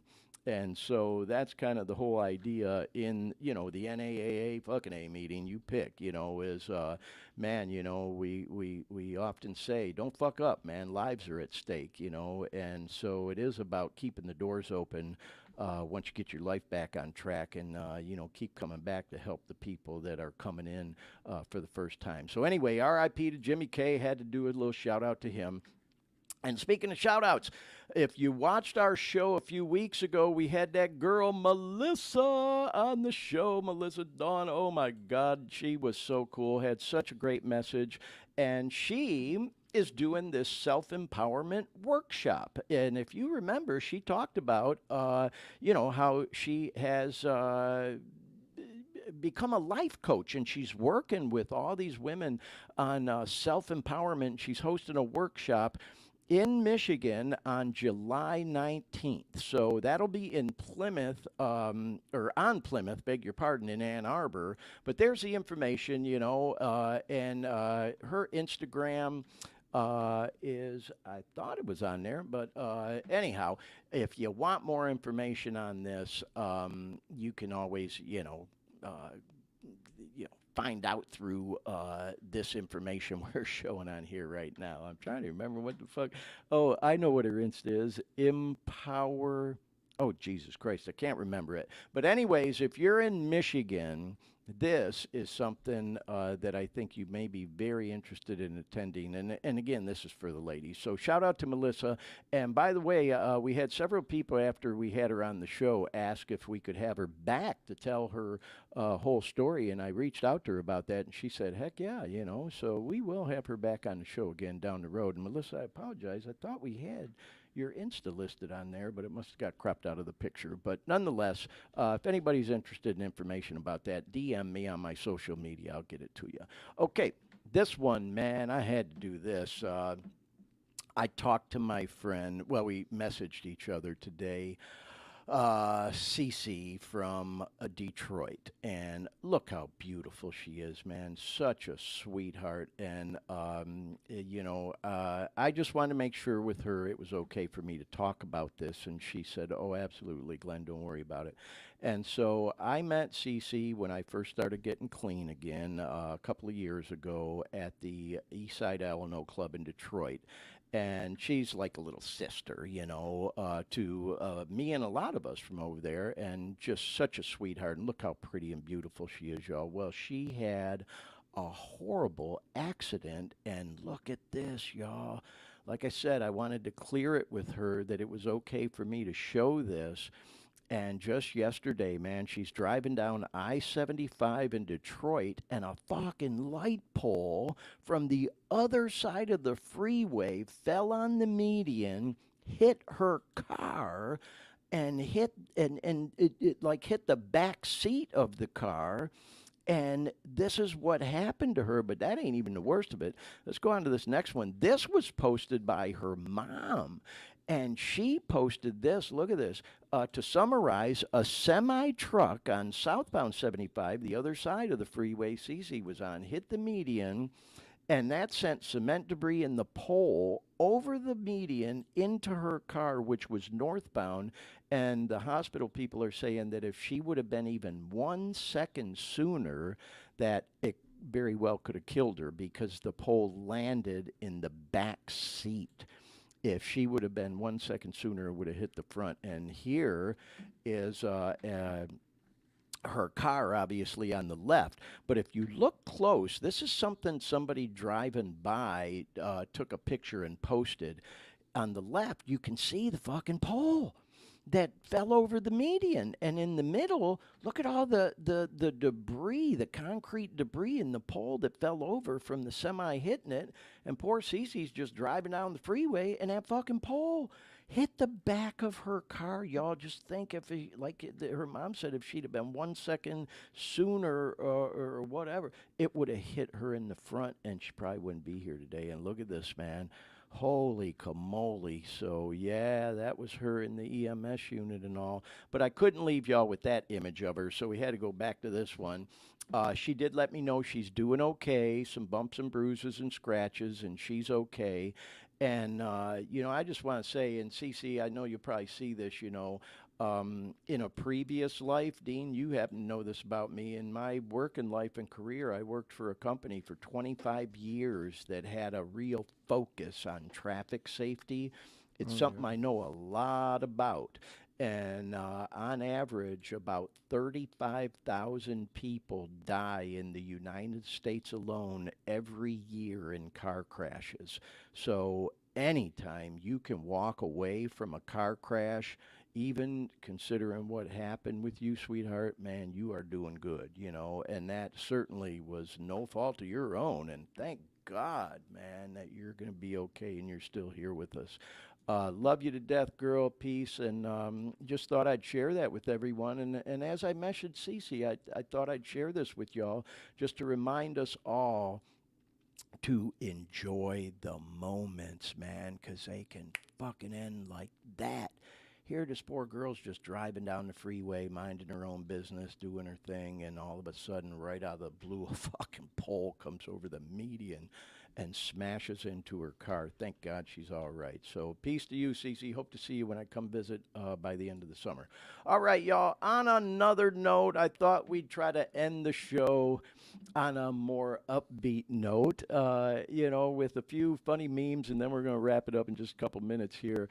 I follow these all week long on social media, and whenever I see one that catches my attention, man, I capture it to show. And I thought this was a good segue from the story we just did with Cece Cece. Cheers to low maintenance friends, the ones who understand life gets busy, but when we see each other, there's nothing but love. Kind of reminds me of my kids, for God's sakes.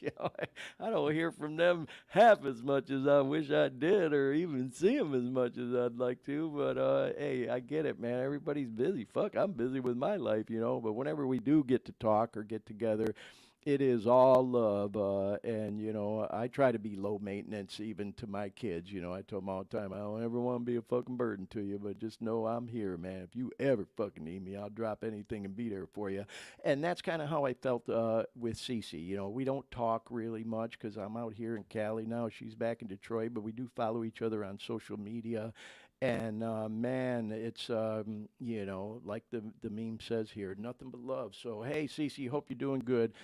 Just thought I'd share that. And then on another humorous note, I thought this was funny as hell because it's been hot as hell out here, y'all. It's been up in the hundreds. And so, being that this show is about drugs and addiction and stuff, some of y'all might not like this kind of humor, but lighten up, man.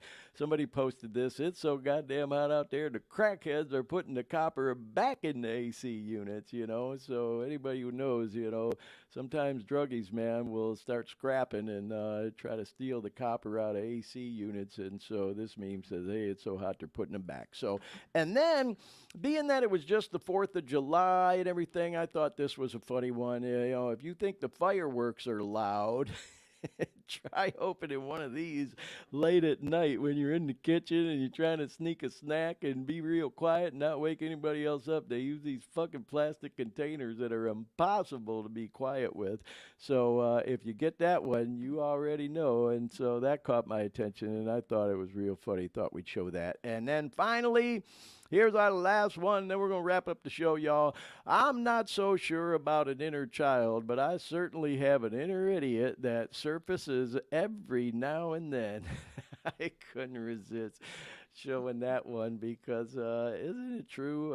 What is the old saying? I'm paraphrasing here, but self-deprecation is probably the best type of humor that you can have. And so anyway, with all that said, Dean, I know I held you hostage on this show longer today than we ever have. Oh my God, I just looked at the timer. We've been going for 3 hours and 15 fucking minutes, over 3 hours and 15 minutes, not to mention the prep time for the show. And for those of y'all that are watching, y'all, we come on an hour before we go live just to do mic checks, camera checks, light checks, make sure everything's working. So there's a lot of work goes into this show. And Dean, I just want to say thank you again, bro. I say it all the time, but you truly are a rock star. And man, we definitely gonna pull some reels from this show. There's a lot of content in this show that we can pull from. So let me go ahead and wrap it up with as the closer. Hey, everyone. Again, if you're a person struggling with addiction, whether it's opioid addiction or any other drug, booze, you name it, we hope that we provided you with some content that maybe will help you, inspire you, motivate you to get your life back on track and get clean. If you're going through opiate withdrawals or trying to kick any type of drug, I get it, man. I've been there. I've done that. And if I can get clean, anybody can. I've told my story on this show in previous episodes. And if you're trying to kill time while you're kicking, while that clock is ticking at a snail's pace, go to the Dare Me Podcast YouTube channel, click on that video tab, and all of our episodes are there. It'll help kill some time for you with inspirational content with like-minded people who are, living clean and drug-free now, just like you can too. So with all that said, y'all, we hope you enjoyed today's show. If you stuck with us the whole time, or you come back and maybe watch bits and pieces here and there or what have you, we really do hope you enjoyed the show. We want to say thank you again to Mike Woods, who was an awesome guest today. Really do hope to have Mike back on the show down the road. So anyway, once again, if you're going through it, hang tough, y'all, like we like to say on this show. If you're going through hell, keep fucking going. You'll come out the other side of it, y'all. Keep fighting the good fight, and we hope to see you again next time on the Dare Me Podcast. Dean, anything you want to add before we wrap up, bro? Well, it was a fun night. It was a fun night. I enjoyed hearing him. He had a lot to say. Yeah, and, didn't he? He had a hell of a story. Yeah. And I just thought he would. And there's my. I was waiting for and that's my story, but he just kept going with more tragedy. I'm like, we wow. definitely did a deep dive, and it's so inspirational. My son often says, "Man, Dad, the comeback is always better than the drop back," or I'm paraphrasing however, that story goes. But man, talk about a comeback story with Mike.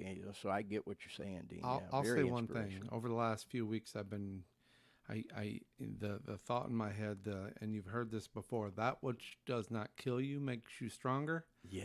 That's not true. In our environment here and with this podcast, that which does not kill you just hasn't killed you yet. That's a good way to put it, man. Because that's a whole different thing when you say, because it means you can tempt fate. It means you can tempt fate. And we were talking about opioids. Tempting fate. I mean, if Madonna tempted fate, or Prince, or any of the other many people that tempted fate Petty, one too many times, that which does not kill you hasn't killed you yet. Yes. Isn't that true? I believe I totally get what you're saying, bro. I believe there's truth to both of them, that it certainly can make you stronger, but there are yets, It's like even when we talk about, drug addiction and recovery, I remember talking to my bro about it and saying, yeah, man, I never thought in a million years I'd fucking snort heroin. And he said, yeah, man, every time you go out, you check another one off the list that you said you'd never do. And then he said to me, and you know what'd be next, bro? And I'm like, oh, hell no, I ain't never touching no needles, man. And he said, you need to put a fucking yet at the end of that. And just like you just said, Dean, yet, and God forbid I ever had a relapse, man. God, I hope I never have to experience that yet, because I definitely don't want to go there, bro. So I get what you're saying, man. Appreciate that. The strength that you think you're getting, again, just keep putting the word yet after everything you say. Yet. Yes, exactly. And I hear people like, my old man smoked till he was 80 years old. Yeah, that ain't the norm. I am. Yeah. And I'm like, yet. Yeah. Yet. Yeah. Boy, and you want to tempt fate? I've stepped out into traffic in New York City 1,000 times without looking. Hadn't killed me yet. Yeah, that's a good, I think a good positive message to bring the show home on, Dean, because you know what? We do have a lot of listeners and followers that aren't kicking anymore. They're living clean. And as we've said on this show before, there's that old saying around the rooms, any old asshole can get clean, go in a detox, go in a rehab, go in a treatment center, kick in your basement, whatever the fuck you got to do. But once you get that dope out of your system, what are you going to do to stay clean? And one of the things that we talk about is exactly what you just alluded to. There's a lot of yets out there. You pick that shit back up again, and maybe it didn't kill you the first time, but not yet, So it's a good deterrent. Yep. So yeah. Well, hey, Dean, once again, thank you, bro. Appreciate you, man. Like I said, everyone, if you're still with us next week, we'll be doing the show. I may very well be back in Sacramento in time to go live here in the studio Sunday.